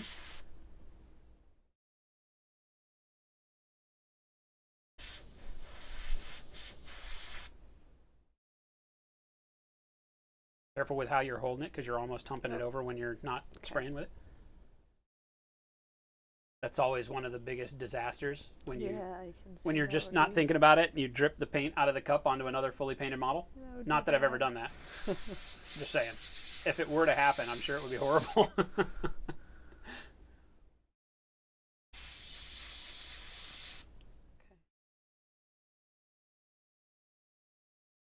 Then same thing up from underneath. And see if you've got like her belly and up underneath. Yeah, see, the priming shows you a lot, right? Yeah. You got to always be looking at it from, I think the tip is clogged. Look in the cup. If you ever see those bubbles, the tip is kind of clogged. Okay. Take this toothbrush. Right. Dip it in your water real quick. This water? Yeah. Right, and then just kind of lightly run it across the front of the brush there to clean the stuff off the tip. You want to push it enough in there so that it gets into the nozzle. You can be a little rougher than that. Yeah, or move the brush like that, as if that's easier. Yeah, just like that. Now do it in both directions. Do side to side and up and down. Okay, now point it at your paper. Horse the trigger back. There you go. Now spray some more. I think you're almost a natural for this stuff. I'm not going to lie. What makes you say that? Well, you have no fear. You're just like, here, I'm just painting. Well, it's working. I don't know any different, so there's nothing really to be so afraid of. first off, everybody's going to notice that you have much less black paint on your paper than I do, but it is on your finger. It is on my finger. Waldo's great name. You have a War Painter Psycho brush. Which Bombwick brush is that same size? The X10. Yeah, the X10 is as close. It's actually a little smaller than the Psycho, I think. Maybe not. But the X10 is super small. Here, let me turn on the dual paint again. The Psycho is super tiny. I don't know that I have. I don't think I have. Oh, do I? I might. have one maybe. Or Here's a there's one Psycho. right here. Yeah, here's a Psycho actually. The Psycho is a shorter bristle. Right. Ours is a longer bristle, so it's more flexible. It'll do better edging for you, and our point is better. But that's the X10 on ours. versus the Psycho. Like that. Whoa. Ooh, a whole bunch came out on that one. Gonna dry. Should. Like how much? How much? Like a lake? On the side of her face right there. No, it's fine. Okay. It's just very shiny. That's fine. A little bit on the back of her hat from the bottom. Needs more on the back of her hat. From the Looks bottom. like the back of her hat from the bottom. That's the only thing I can really see that doesn't have any coverage. Well, it has coverage, but a little bit more on the back of her hat. And I think you got it.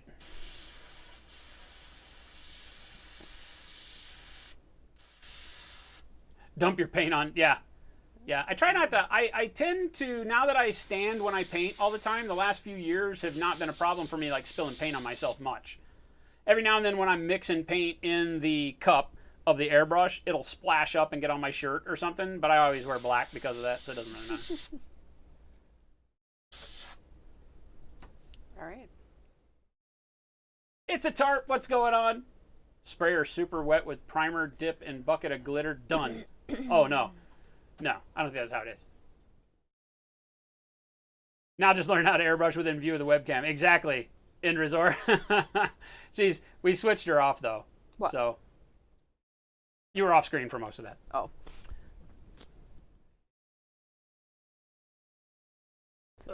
Yeah, help me out there. Help me out there. All right, give me... Oh, no, no, no. What am I doing? You got to clean. I'm not cleaning your brush for you. Dirty, dirty little thing. So close. You got to clean. She almost had me there. All right, so throw the Tupperware dish now. Pull it over. Move the model out of the way for this. There's an easy chance of getting crap all over the place. Okay. Yeah, so Dump put the it. Tupperware, get it closer up on cam so people can see. Like that. There you go. Now take the squirt bottle. I don't dump this out first. Nope. Take the squirt bottle and fill the cup. You want to squeeze fairly hard. Now dump. Okay, do it again. The primer is really thick, so you want to do this a couple times. Don't push the trigger during this, right? You're just spraying out the rest of that black, okay? Now get your paper towel. Do you have one? Do you need one? Here, let me give you one that's clean. Use this. Take your finger, clean out the inside of the cup.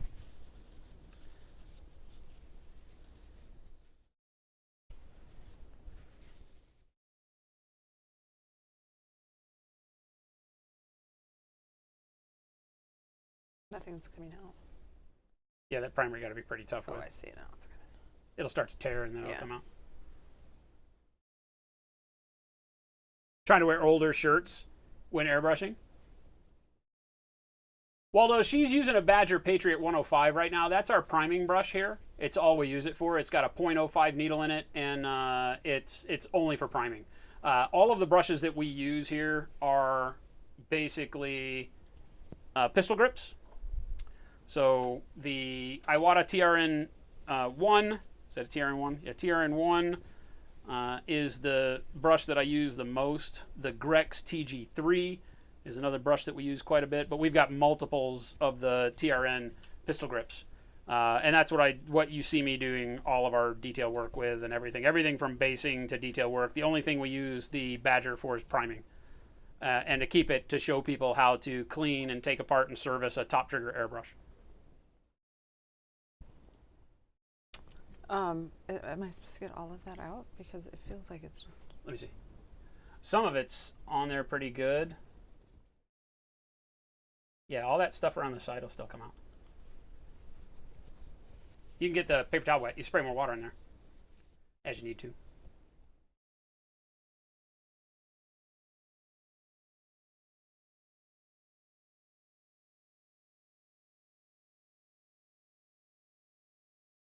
Lando, like in your Neo?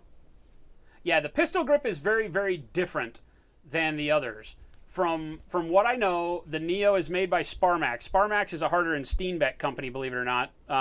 So it's their Taiwanese version of what Harder and Steenbeck does. As a matter of fact, I think if you go to the Harder and Steenbeck website, you can get to the Sparmax products directly from Harder and Steenbeck.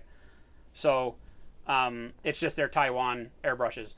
And I believe, just looking at the design of the TRN1 versus the Sparmax trigger brush that I've got, they are damn near the same. The only difference is the mold of the handle, right?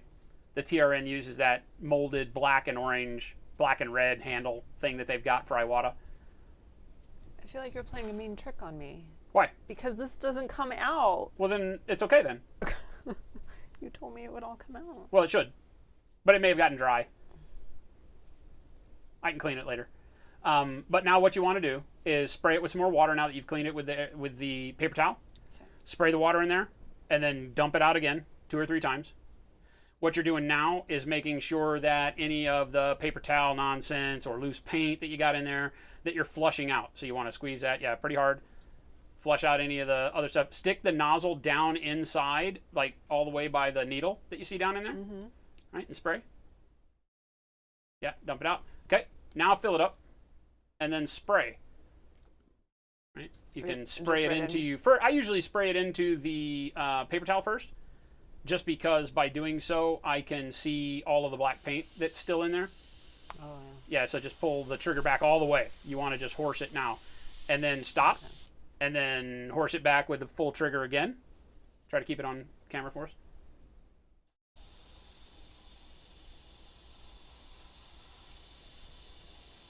Just water? Mm-hmm. Yeah, all right. And then a couple times just do this. Just kind of full bore, go tss, tss, tss, tss, like that. Yeah, you got it. Sometimes that'll loosen up any extra particles of black that may be on the end of the needle or in the nozzle, things like that. I cleaned it pretty thoroughly before you got it today. That looks pretty good, actually. There you go. That's how you clean. Now, your stages of cleaning will be different because not everything's as hardcore as primer, right? Primer's the thickest bodied paint. We didn't thin it at all. So as it goes through your airbrush, you're going to have to make sure that, let's say you were priming a whole bunch of dudes. Like earlier today, I primed a whole batch of guys, right? So I did all of these guys primed, right? So just for emphasis here. Right, all of these duders got primed. All right, so what is that? 3, 6, 9, 12, 15, 17 models, roughly. So with this amount of models, I wound up filling the primer. I only put enough primer in the brush each time to do about 4 or 5, right? So like that. So I probably filled the cup 4 times, let's say, right? And I primed like this. So number one, I don't put enough primer to do the whole thing. If you filled that cup of the brush up with primer to the top and put the lid on it, you could probably prime all these models. The problem is that the primer itself starts curing in the cup, and that's why you get that skin on the outside area. So instead, do it in small batches, and between each batch of priming, so like prime 4 or 5 guys, and then squirt some water in there, take the paper towel, wipe out any of the dried stuff, dump it out, spray it a couple of times until you see clear, then put a little bit more primer, probably 1/4 cup in there, spray your next batch of dudes, clean it out again. With primer, you have to do that overabundance of cleaning. Now, she just primed 1 model, so it's not that big of a deal. Prime your model, clean the thing. As you start doing assembly line painting, because a lot of us come from the world of using rattle can, where you just spray until the rattle can's empty, and so you can just prime for days and days and days and days and days. Airbrush don't do that. Don't ever load your airbrush up with primer and try to prime 20 models with it. Because number one, you're going to see a lot of clogging. You're going to push a lot of paint back into your O-rings and seals, and you're going to have a lot of paint dry inside the cup. That's a pain in the butt to actually clean out later. So do it in spurts. Do 1/4 cup, prime 3 or 4 models, clean it out real quick, just spritz enough water through it so you don't see black paint anymore. Dump it out, dry it out, put more primer in, do it. For the 2 minutes you'll spend doing it, you'll extend the lifespan of your brush by years, basically, because you won't get all that paint that cures and builds up in the actual needle well and all of that in the throat of the airbrush. So, all right, so now we got to switch brushes. Did I dump this out? Yeah, dump that water out. Okay. Actually, spray just a little bit of water in it from the cup, or from the bottle. Not as much as you did, but just a little. Okay. Because when we set it to the side, because it's so dry here, we want to keep it. So I'm just going to need that. It's so dry in Arizona that we always make sure we leave a little bit of water in the brush as we set it over in the carrier, the mount over here. Right. And now, this one has water in it. Now you'll see how the different brush works. You kind of pull the thing back, push it, let go. Did you get it? Huh? You, on these, you kind of pull this part down. Okay. Push it up and then push up. Okay. So it seals. I think there's something wrong with that one. Great. Well, I mean, I use it all the time. Oh, it's just wrong with when this you put part. it on. Not Yeah, here. not the airbrush. Okay. No, dump the water out of it. All right, now spray a little bit on your paper towel, just to see if it's getting water out. Is it red?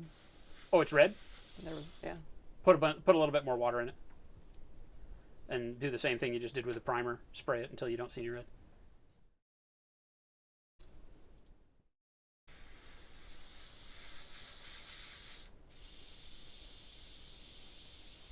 Good now. Shut up, Ray.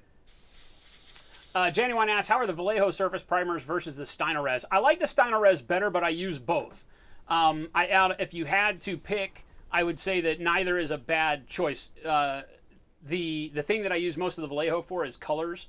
They've got some cool military colors that you can base with. Stynylrez is growing their color line, but I use Stynylrez 100% for black priming. And then I use Vallejo for like the olive drab, the green primer they've got I use a lot, things like that. But we sell both on the store because I stand behind both primers. The Stynylrez, just if we were on a scale of 1 to 10, the Stynylrez is a 9 and the Vallejo's an 8. Right, just because I don't give anything a 10. Right.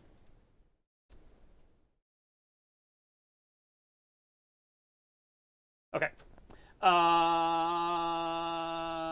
White we want to do, right? Sure. Is that where we start? Yeah. With the airbrush, especially as a newcomer to the airbrush, you're generally going to look at a model and determine what one color do you feel like you're comfortable airbrushing. Okay. Trying to figure out like how to do like her hat and the horse and do airbrush for a bunch of colors will drive you nuts straight out of the gates. So you can move your water pot out of the way. Was I supposed to have water in here? Or was that just... No, dump it out. Okay. Yeah, when you're ready to paint, you just want to make sure you spray all the water out. Okay. Take this. That's black gray. Yeah, just keep spraying. Make sure there's no water coming out of the end. I usually, when it's just water, put your thumbnail in front of it or something you can tell. There's the water. Okay, so when you're just to water or water's gone, now you can put paint in it. Okay. So we're going to have you load it up with some black gray. Again, when painting white, we want to start with dark grays in this case. Or you just painted your, before you do that, you just painted your Centaurette.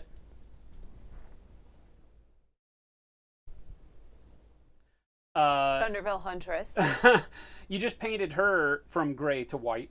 Would you want to try something different? Would you want to do maybe blues to white and then the pinkish purple hair?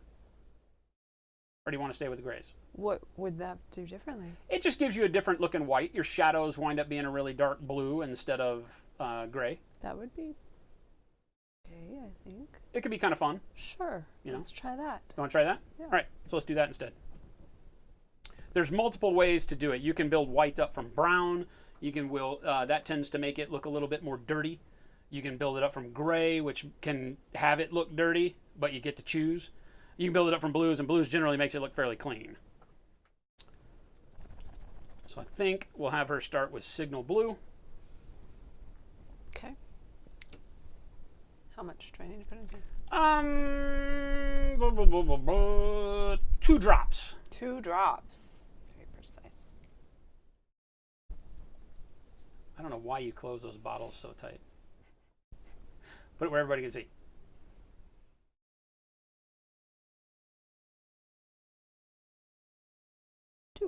Two drops. 2 drops. Not too much at all.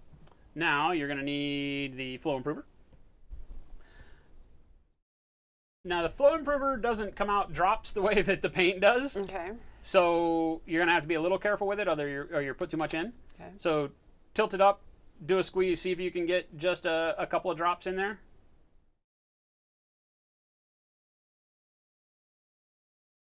Feel good about it? Let me see. I did 2 drops. Oh, put more. Put 4. If you got 2 already, put 3, 4. Double the amount of Flow Improver as paint. Okay. Where is the Flow Improver in the cup versus the paint? I don't know. Put another 2 drops. Okay. We're going to go with that. All right. You're going to take this, the replacement for the best brush in the world, Okay. and you're going to mix that up inside the cup there. Put it where you can see it on cam if you would. Don't use a lot of pressure because you'd be pushing down on the needle. I just generally just kind of, just do that. Just mix it together. Okay. A little bit more.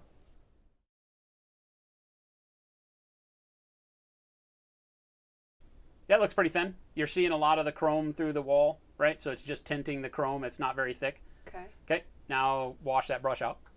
Squeegee it so you get most of the paint.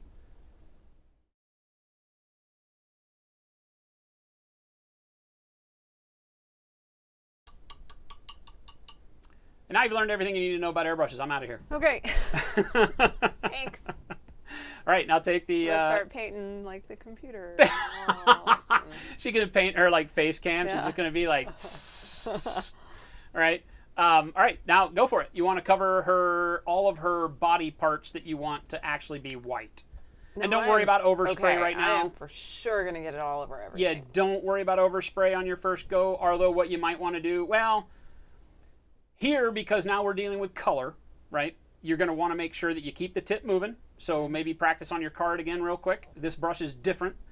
Pull the trigger a little bit, and you'll feel it stop. So you hear air, and then you feel the trigger kind of give you some resistance, right? All right, and then when you pull past the resistance is when you start getting color. So this one you can tell a lot better where you're going to get paint and not, because if you ease out, you'll feel that spot where it gets easier. And so that's that spot, that mystery spot that I'm always talking about, paint, no paint. Is right there as the trigger gets hard. A little bit more gives you color, a little off gives you less. And you're in that spot. That's where I live all the time. So if you pull back a whole lot, you'll get a lot of paint. This paint that you're playing with right now is super thin, the way I'm always teaching people. So if you horse the trigger back like you did with that primer, it's going to all over the place, right? So try to keep it right at that spot where you're getting color and paint that whole model's skin. Okay. Like that. Keep the nozzle moving, move the model with this hand. So you've got like both hands going, like you got one hand rotating the model and you got this one making sure that it does the nozzle like this. Okay. But That was weird because I don't spray with my right hand. So. It's still going to get like on this belt. Overspray on the belt and everything is fine. Okay. You're not worried about that right now. But Just put my glasses on so I can see. Good. can we, hang on a sec, can we swing your light over just a little bit so that it maybe gets the tabletop lit up? Yeah, like that.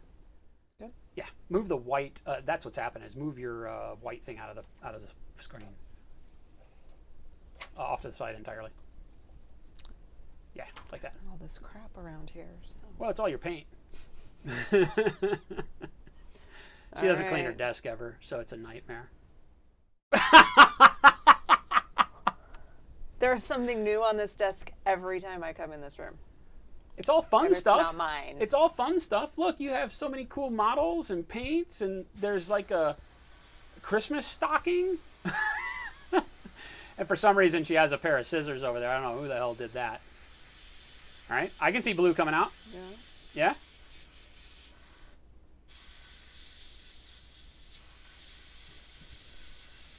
Can we now? Oh, there we go. I don't know. That's not it.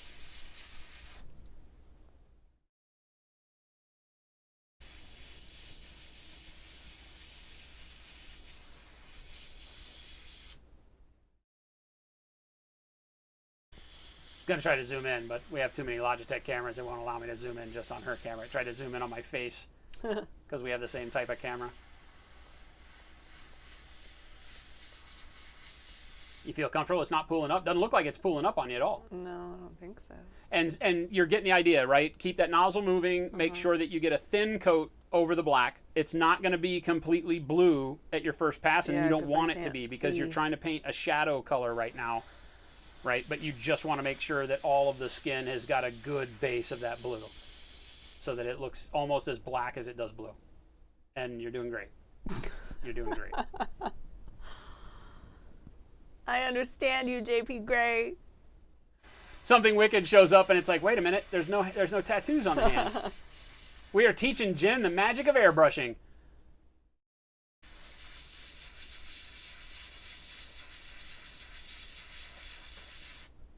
Oops. I kind of got a little too much down there, I think.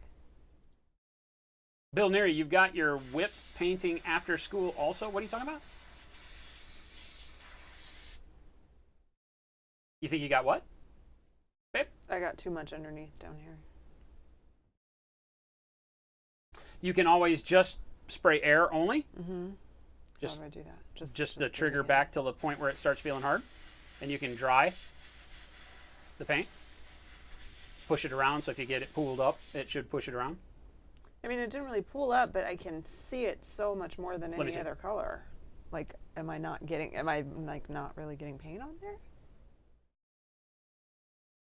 Do you see the spot I'm talking about? No. Underneath her chin. Oh, because there was less primer there, probably. Oh, okay. Yeah, there was probably less primer there. All right. I don't think it's going to be a big deal. Yeah, I don't think it's going to be a big deal. Let me switch over to my camera real quick and we'll show you. Oh. That's why we don't have this over here. Why? Oh, it blows you out. Covers up my face. Yeah, we got to get a better setup for you. We need a better camera is the problem. We're having to fight the camera with the lighting. Yeah, I feel like that's very even, right? There's a couple of spots where you see more blue, and that's because there wasn't primer there. Okay. Or the primer was a little thinner there. It's not going to matter. Okay. You're going to hit it and cover it with the next couple of colors. But, I mean, super smooth. Have I missed any spots, though? I don't It's really hard for me to tell. You've got here. I don't even see a lot of. You didn't get overspray on the tail, so you were all worried about. I mean, even the gun doesn't have much blue on it, right? No, I think you did perfect. Right? Ears. Okay. Oh yeah. Yeah, you probably want to grab her ears real quick. Okay. Don't worry about getting it on the hat. Maybe I don't know. It looks like maybe this shoulder as it comes up towards the whatever that is, and the neck. Make sure you get the neck in there. Looking gooda.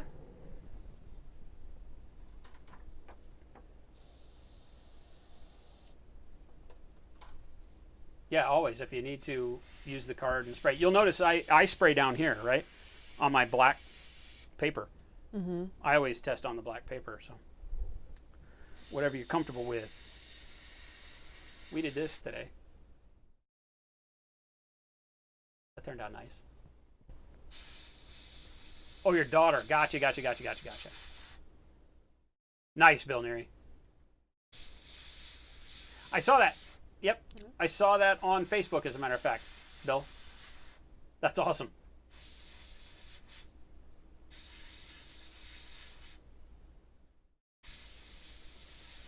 You're a little off cam.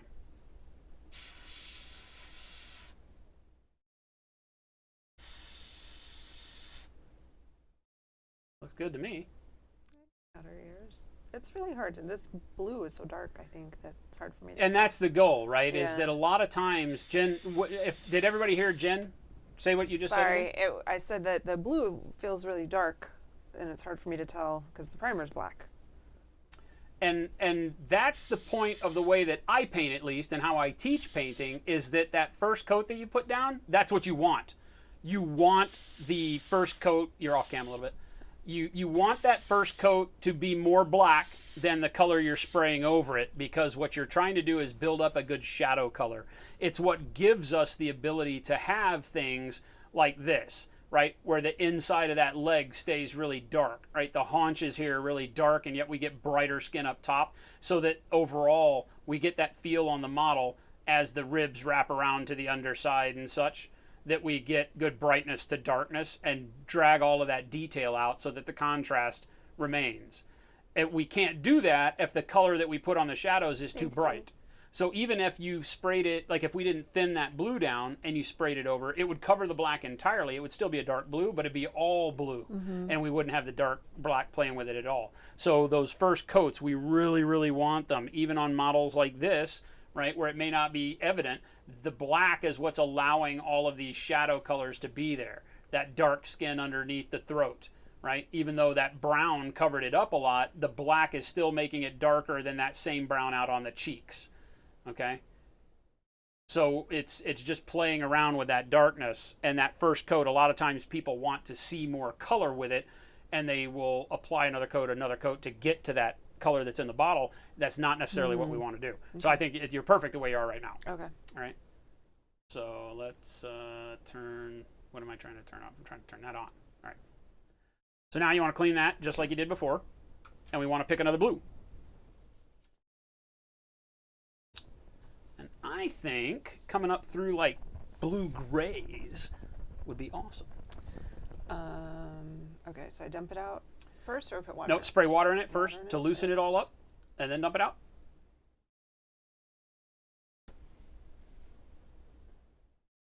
Here, you know what, let's do? Let's move your, because it looks like you're feeling more comfortable painting closer to you. So if we do this, then I think people will be able to see it, and it lets you work closer to the edge of the table there. Okay.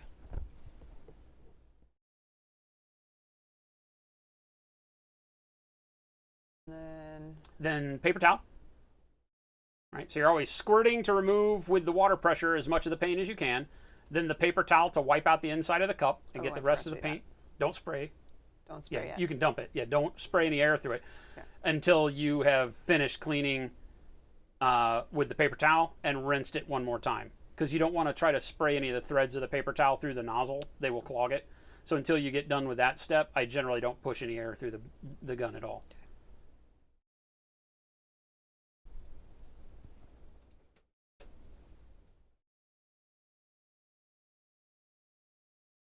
What, Flippia, which model are we talking about? This one? No, the other one that you picked up a second ago. Oh, this. This is all Yeah, that Grimkin. one. This is all Hordes and War Machine Grimkin. Doesn't really fit the normal War Machine mentality. They're just crazy models. This one is a humanoid female horse barfing up a goblin that's barfing up a witch of some sort. It's absolutely crazy. It's a great model, though. It's nightmarish. It's called a frightmare. It's absolutely nightmarish. And then the dogs with the human hands as feet are kind of weird.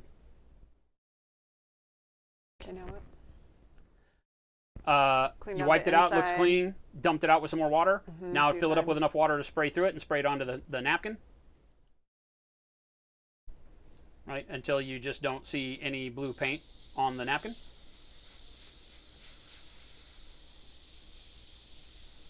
Something wicked. Oh, gosh. Says it looks like his ex-wife. Yeah, blue, you'll notice that blue comes out for a long time, right? It takes just the smallest amount of blue and bright green pigments to stick in there. So sometimes what I'll do now is I'll take the squirt bottle, put the nozzle all the way down by the needle, and give it a good rough squirt over the deal there. Yep. See if you get any more blue out. Yeah, like that. See, you pushed it all the way down at the bottom. Yep, and squirt. Because there's a spot where the needle goes through the front that paint can build up around the edges. So you'll stick the squirter all the way down. It usually only takes one good squirt and it cleans it out. Now fill it up with enough water, spray it into your napkin again, and you should notice pretty quickly that you'll not have blue. You're going to stay in the gray-blue range as you paint this, so you can stand to not have it be perfectly clean. Bubbly all right here. That's fine.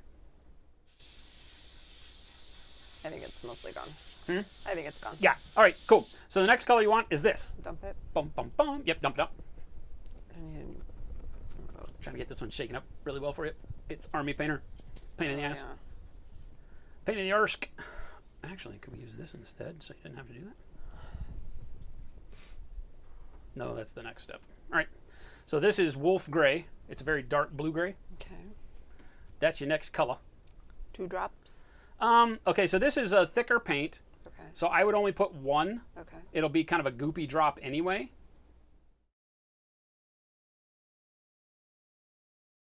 Ooh, yeah. Right? So it's a lot more paint than 2 drops of the other one was. Right? Okay. You can get back. Now with the flow improver, did you give it back to me or did you keep it's it? right here. Okay.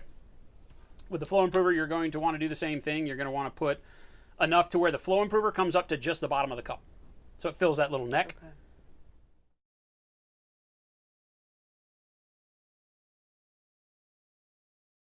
mix it all in there. This is where we see if she's got it in her blood or not.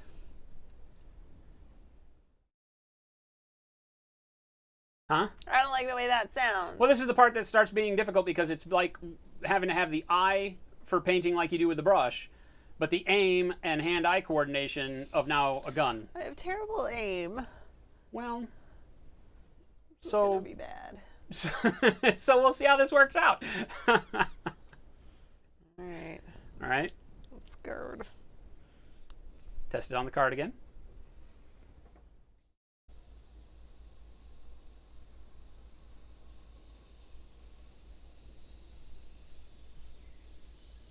Okay. Looks good and thin. All right. Now, the goal here, let me walk over to you and I'll show you. Right? No pressure. Yeah. I'm gonna help her here. Actually, I think this will come over. It should, yeah. Everybody's like, what the? As the thing's clanking around. I hang it on Ray my damn said paper that towel. that if I have terrible aim with a gun, that's probably the best news you've ever heard. Okay. It's probably the what? Best news that you've ever heard. Yeah, probably. Give me your glasses. You have your own I on have top my of own your on head. top of my head. Jeez. Jeez, old man. Jeez, old man. Why do you paint with the wrong hand? I don't understand. Okay, so what you're going to want to do now is before when you've been painting, you've just been trying to cover everything. So it was easy for you to just hold the model however you wanted to and aim and spray. Now we're only trying to start getting, just like you would paint, we're trying to start getting the areas that come up in the highlight area. So most of what you do with these colors is going to be looking down on it as if you were the light. Okay? So you're going to, let me see if I can get here. You're going to be up here like this, and now spraying like the top of her haunches, right? Top of that leg. Like that. Okay. See how now you start to get a highlight, but your dark blue still exists down low? Now you're going to just play with that and push it however far you want. If you know you don't want to see that much dark blue because you're trying to go to white. So if you just have white, you can start to vision. Like if you go dark blue, mid blue, then where does your white go? It just goes in a racing stripe on her butt. Yeah. So you're probably going to want to start down lower and just leave the dark blue right above the hoof. Okay. And move it, and then more on the belly. Okay. So the first thing you may do is give most of the body just an easy once over with this, because you notice how it's still allowing the dark blue to show through. And then when you come back, then you'll start adding more and more like up top on the back end like that. Okay? But now you just have to start thinking of how you're projecting paint, what direction you're doing it, so that you're not throwing a lot of that lighter blue into the shadows. Okay.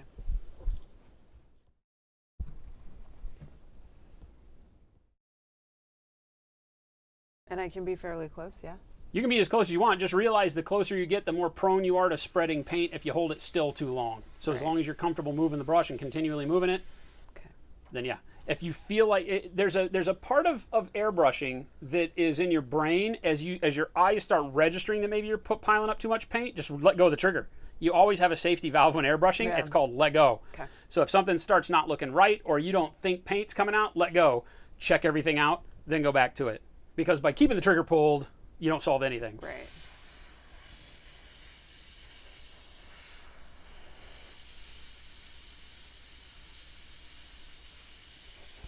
There you go. Yeah, there you go. Oh, yeah. See? That looks good on that leg. Ooh, except right there. What? Too bright? It's like feathered out on the edges. Oh, did it start spidering out? Yeah. Okay. That's just holding the brush too close. Okay. So pull the brush back a little bit. Okay. Right? Now, Can I fix that? How do I fix that? well, we're going to go with brighter colors. Okay. So let So it dry just and then we can color. feather it in. Okay. Okay? Let's try this side. I wish I could zoom your dang camera in. I'll work on that for next time, guys, because the more she airbrushes, the more we need her camera to be zoomed closer in. I don't think that the dual paint one, oh, is it a little closer? No, not really. I'll work on that for next time so that we get a better view of what she's doing. Or we'll move her over here. New camera.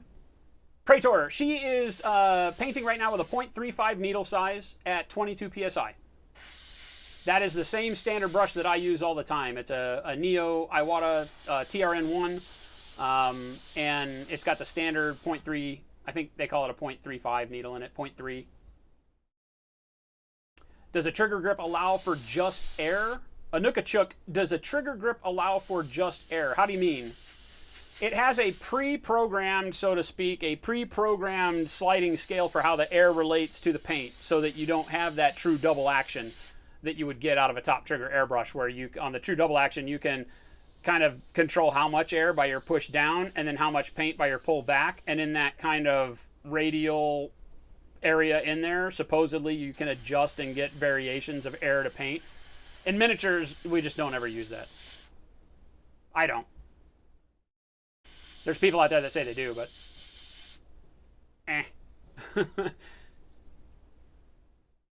What you want is you want a brush that makes sure that it goes on a very, very fine scale from the point where it starts applying paint all the way through how much paint it applies. You want that to never be a huge jump. And that all has to do with the taper of the needle and the mechanism of the brush. And we found that with the TRN1, it's a beautiful combo of long taper on the needle, so you can go from an infinitely small amount of paint all the way to full bore, and across that, the mechanism for pulling to have the needle back through that entire range is pristine. I love it. For a cheap brush, it's amazing. We have multiples of them here. It's looking good to me. How you feeling? Good. You're understanding it 100%. I can tell you that already, right? Because I can already see dark blue, light blue transition happening on there.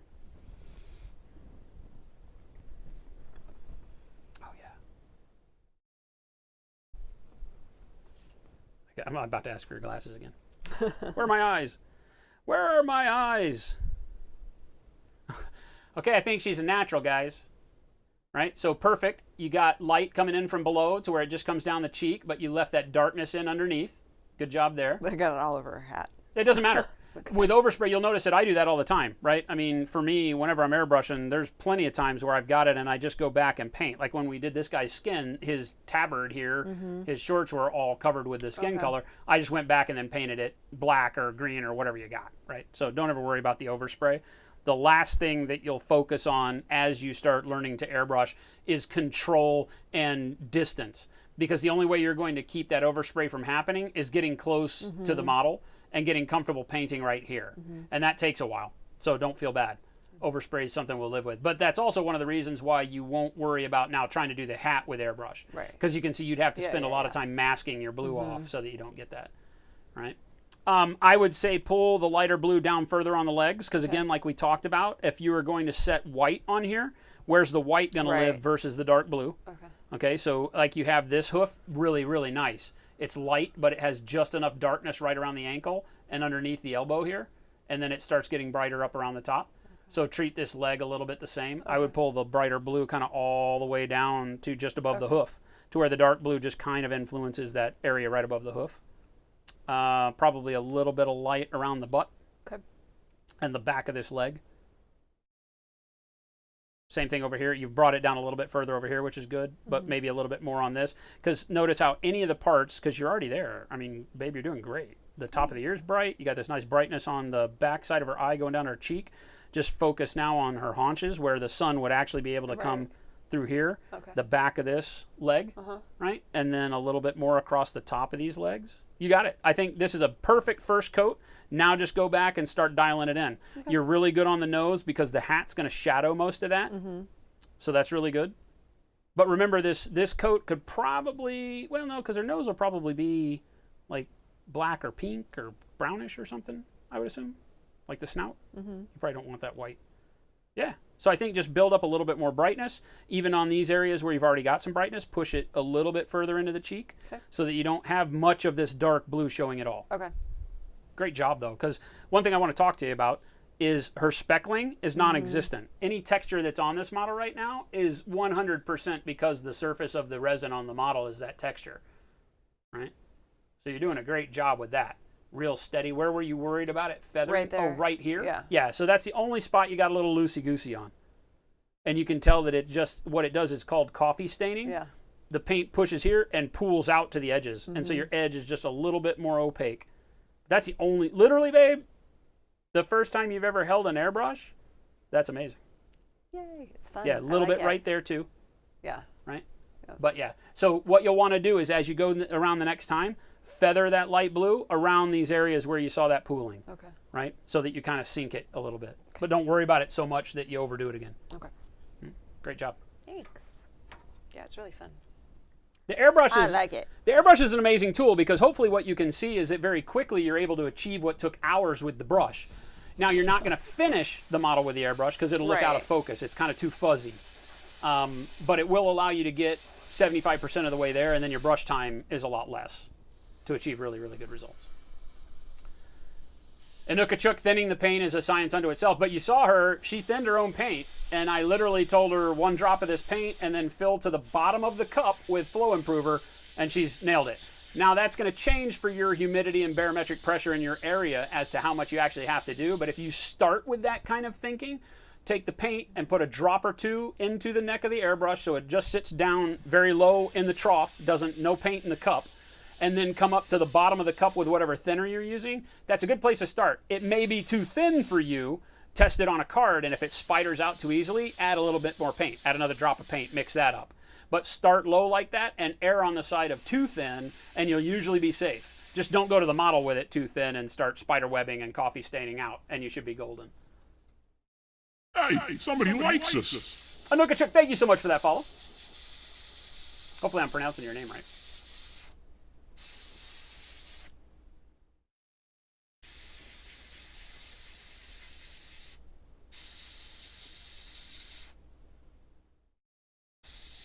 It's a Trap says, I'm finding myself having a hard time liking a mini that you didn't do the first 50% with airbrush, which means you probably need to practice without using the airbrush more.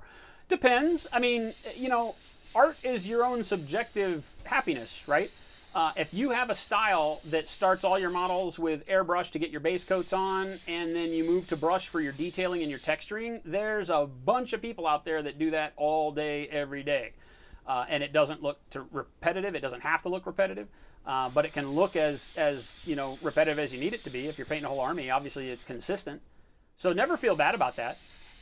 If it's a personal hurdle that you feel like you need to get over, then yeah, trying to paint a whole model with just brush is always a good trial. Stormbeards, what's going on? Thank you so much for the follow. We're getting very close to 9,000 follows, gang. I think we were 14 away at the beginning of the stream. So thank you for everybody that's helping push this there. We should get there by the end of the week. I'm excited. Then it's just the road to the last 1,000 to 10K. But yeah, never feel like you have to, you know, don't let anybody's words, if they're out there talking about, you know, oh, airbrush is cheating, don't ever let that influence you, you know. There's plenty of models I paint 100% brush. There's plenty of models I paint 75% airbrush. It just literally depends on the model. And there might be times where I do most everything with a brush, and then at the very end I go back with an airbrush and do a little bit of spot detailing or the non-metallic metal with the airbrush to set it up. So it really is just, it's model dependent. I rarely ever go in thinking, okay, this has to be this way. So 9K for shaved eyebrows? No, Kev Rob, that's not a thing. Well, on Jen, we'll shave Jen's eyebrows. No, we won't. Hey, somebody likes us. I feel like we could do that. I don't think that's a good idea. East, what's going on? Thank you so much for the follow. Helping push us there. Stormbeards, thank you. Glad you found us. I didn't realize that today was going to be Jen jumping into airbrushing, but I'm enjoying it. Hope you guys are. I'm enjoying it. It's about quitting time. Yeah. I think this code is probably done, so... Yeah, I feel like you've really got a confidence with it because you're getting in close with the brush and you're not yelling and screaming. I'm seeing good detail. I'm seeing your shadows are still popping, like at the back of the leg. You got good contrast happening here. You always want to be playing around with thinking in terms of backwards, like where your shadows are going, and also one step forward, thinking about how your next highlight is going to sit over it, right? So I always talk about giving yourself enough of a landing zone for your next color to exist, and I think you've nailed it. Like, literally, that's perfect, babe. Right? Look at the darkness she's got in the butt and on the inside of the thigh, right? So that's going to be a perfect setup for shadow there that we need, right? You've got a perfect shadow here from your angle of the airbrush along the belt line. There, the inside of the thigh here, and the inside of that leg, right? The inside of this foreleg here, underneath the chin and everything, back of the neck. Yeah, this is perfect. Literally perfect. Because your next color, what I was saying is that, especially on small models when we're airbrushing, is that you've got to have enough figured out that you've got a spot where your next highlight can go, right? So you can imagine with your next brighter color, it's going to exist on the top of this thigh, down to probably here, and down the leg to maybe this area, right? So you've got to make sure with this color, you get it to where that highlight can live there, because then you're going to go brighter with white. So your white, you want to live like up along the thigh here and buttocks, and maybe drop down just a little bit. But you need the model to appear white, so you got to have that white area be able to be big enough, which means that this color that you're using has to be big enough for the next one, next one, next one, next one. So it's getting your brain used to, whereas with the brush, you can always be pushing that paint a little further. Right. And if you get to a point where you're like, oh, I need more, you just go over to the palette and paint with that last color. Yeah. The airbrush, you have to be planning a little bit further ahead because you can't just break the airbrush back and forth like the brush. So it does take a little bit of skill to get used to how do I plan for this. And it's always thinking one step backwards with how your shadow lays on there and one step forwards on where your next color is going to go. And I think you've nailed it. Right? I think this is great. Maybe a little bit brighter on this hoof here to make it match what you've done over here. Right? Accident. Is a little darker here. Okay. But, you know, here you covered up that really nicely. I think that's going to look great. Same thing over here. A little bit of feathering. You'll fix that with the brush. Okay. Nothing bad here at all. Maybe a little brighter along the back of the neck here. Okay. You've got this brightness. Let it come down here, but don't force it to where, keep this shadow. Yeah. So you want to aim more towards the mane Okay. and let that brightness build up along here. And a lot of times use the model for that. You can aim here, even though it's going to be overspray, so that you just brighten up so a it little gets line here and keep this darkness. Okay. Right? Yeah, same thing over here. I'm floored. Awesome. Thanks. Now she's Thank going to you, stab me with scissors everyone. because she's going to be like, well, the other model would have been much easier had you let me do this first. Telling you, man, here pretty soon it's going to be the Jen Paints show, and I'm not going to have to do anything.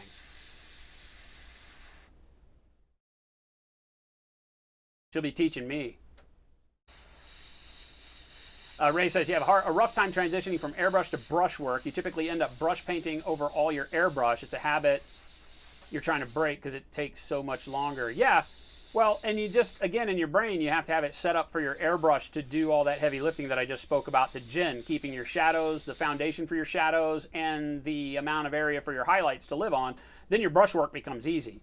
You might have to go back and refine your shadows a little bit or do a little hue shifting with your shadows and then a little bit of texturing in your highlights, and you can literally call it done if you do it right. So practicing your airbrushing, getting that thinking one step back, one step forward thing, and that planning in your head just to become natural, then you'll find yourself blowing through it and you wind up with a model that, you know, I mean, like what we've been doing today, right? You wind up with a model like this that is literally, that's 100%, it's 90% airbrush.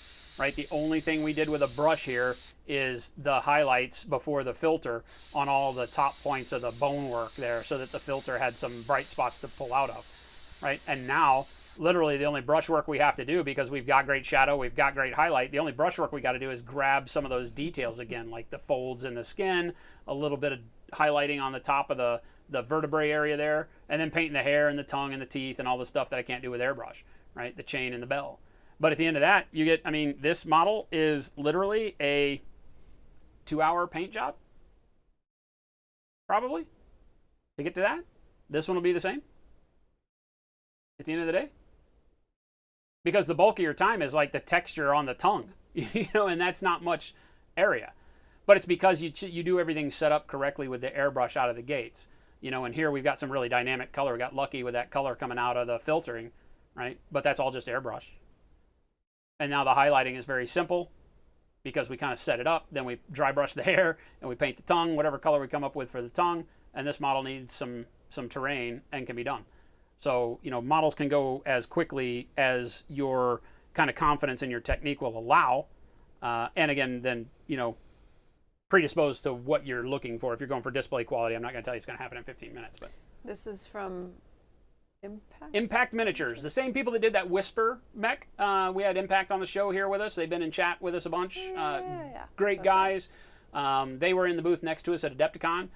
Set Jen up with us so that she could paint with it on stream. We're finally doing it. Well, and Ray said that they have Princess Bride chibis. They have all sorts of crazy chibis, yeah. So look Yeah, at they've got those. really I neat love stuff. the Princess Bride. They've got really neat stuff. Take it easy, Flip ya. Okay, and so then I clean it out again? Yep, clean it out again just like you did before. So water dump, water dump, water dump, paper Water towel. dump, water dump, water. Well, you only have to do the water dump until you see that you've got, you know, most of when you spray the water in there is not giving you a lot of color back. Okay. And then wipe it out with the paper towel. Okay. Then rinse it one more time. Then spray water through it till you don't get color. Leave a little water in it. We're done. Easy peasy. Show me another paper towel. Oh, I'll use this one. This one's So I fine. can give you another one. This one's fine. Okay. They didn't have Whisper at Gen Con? What? Was Impact not at Gen Con?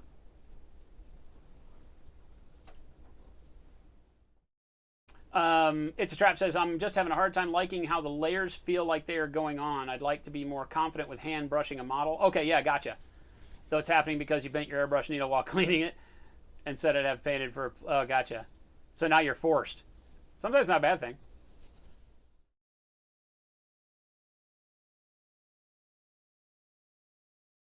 Oh, they just didn't have enough Whispers produced before the show. Gotcha.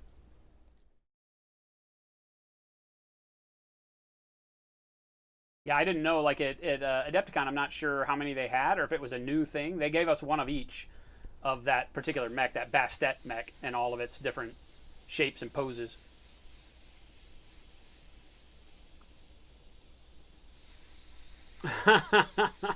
Says, if old man Fuse kicks the bucket, you're learning the skills to take over.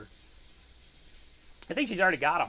No. She says she doesn't pay attention while we're streaming and I'm telling you people what to do. I but pay I think she attention to does. certain things. I don't pay attention to how many drops of paint to put in the airbrush. Well, now you will, now won't I know. you? Now you will, won't you? I think I got it all. Gags, what's going on? I'm doing great. How about you? Good to see you. We're about to tune it up here and call it a day as Jen finishes cleaning that brush out. I had it easy today. We literally took this, which started, if you go watch the VOD when we're done, you'll see that this guy started out super bright green. He was literally like electric freaking bright green. He was like this, super even brighter, because I added ivory to this color, as a matter of fact. Ivory to the snake scales, I think, or to jungle green, and got him super duper bright. So when we started, he looked like a warning for toxic waste. Yeah, it was jungle green, actually.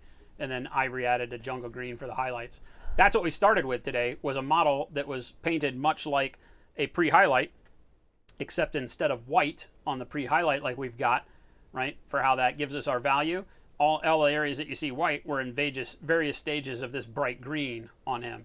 And then we just took whole red, whole red,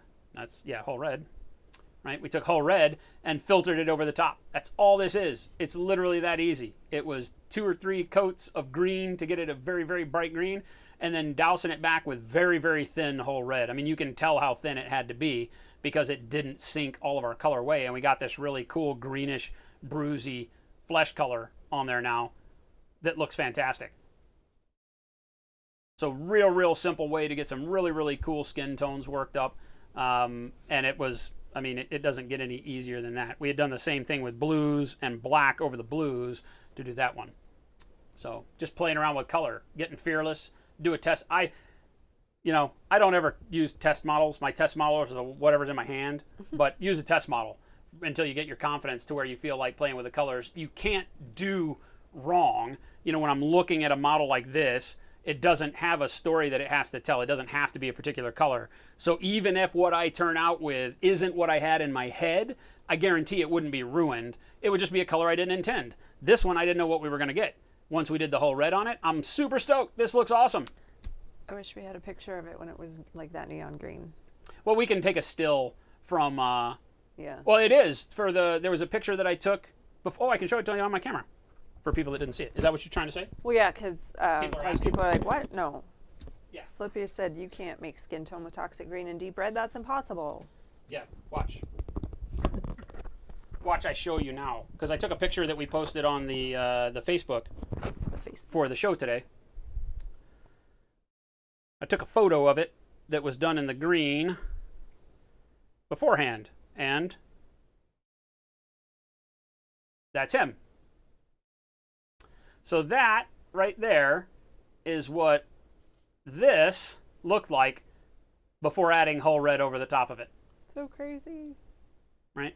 So just a little bit of that whole red done super, super thin gave us this amazing skin coloring, right? Wow, look how bad it blew out the white balance on the camera from putting the phone underneath it.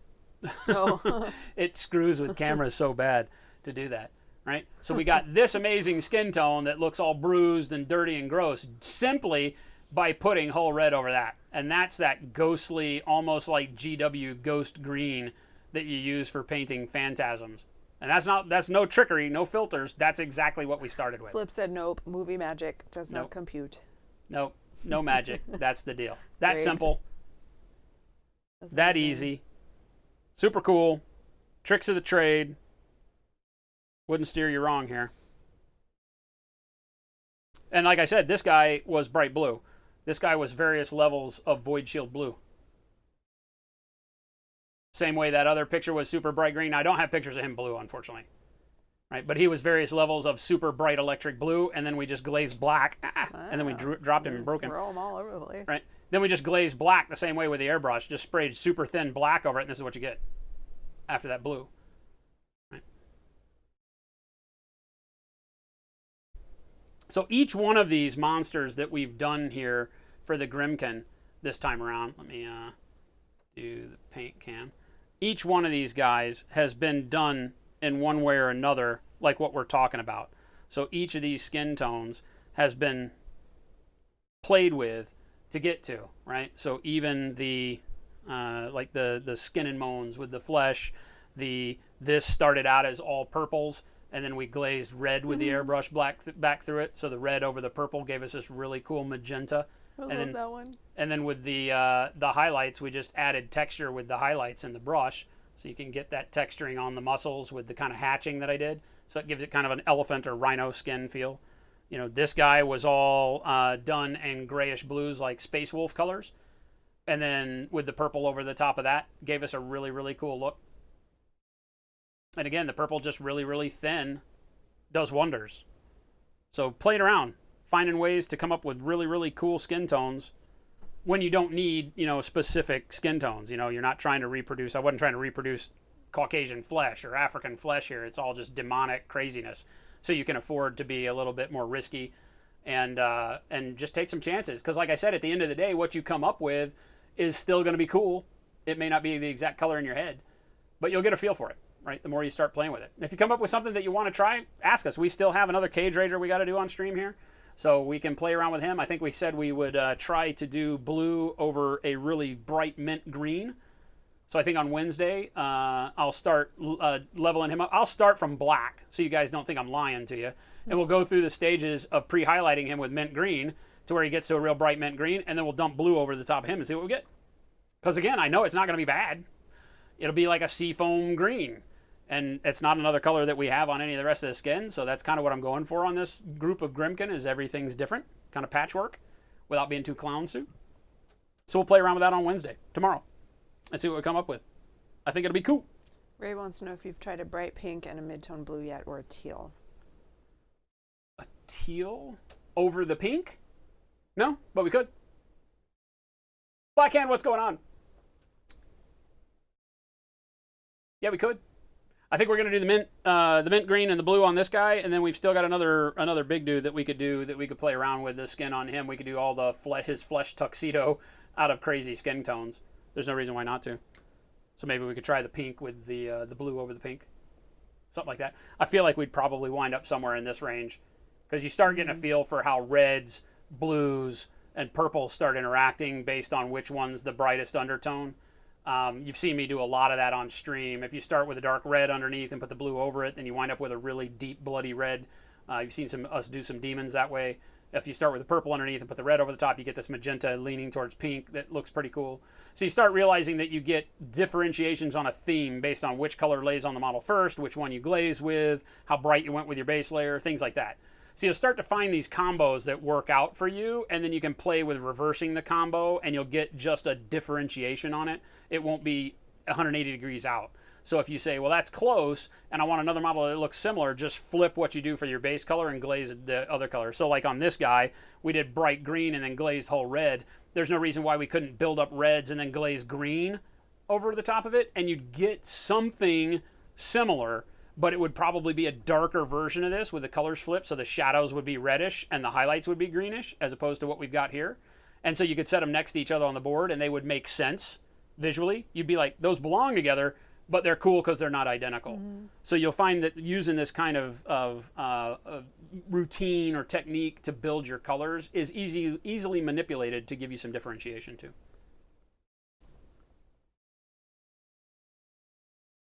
Pika leaders on your dropper resurrected? Liar. Liar. Oh my God, Telemachus. It never ends. It's a trap. Is there any preferred substance you use to seal up the seams on models? I use the Vallejo gap filling putty, the plastic putty. We sell it on the store in both this and the squeeze tube, the little toothpaste tube. This is the best stuff ever. Water soluble, doesn't stink. All right, with that, we got to be done. You done? You got that? I'll take the airbrush from you. Thank you, baby. Can you pass me the eye wash bottle as well? Thank you, thank you, thank you. Load it up with just a little bit of water. Do you want this too or not yet? Yeah, you can give me that.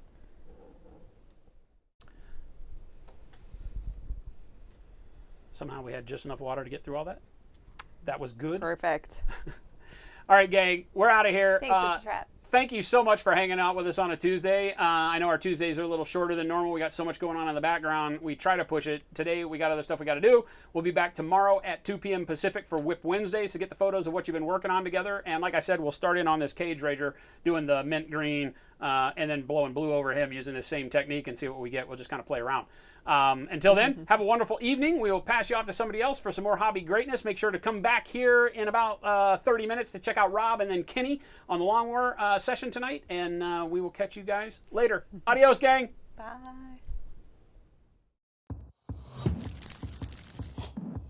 You is best airbrusher. No, you is best. You is best.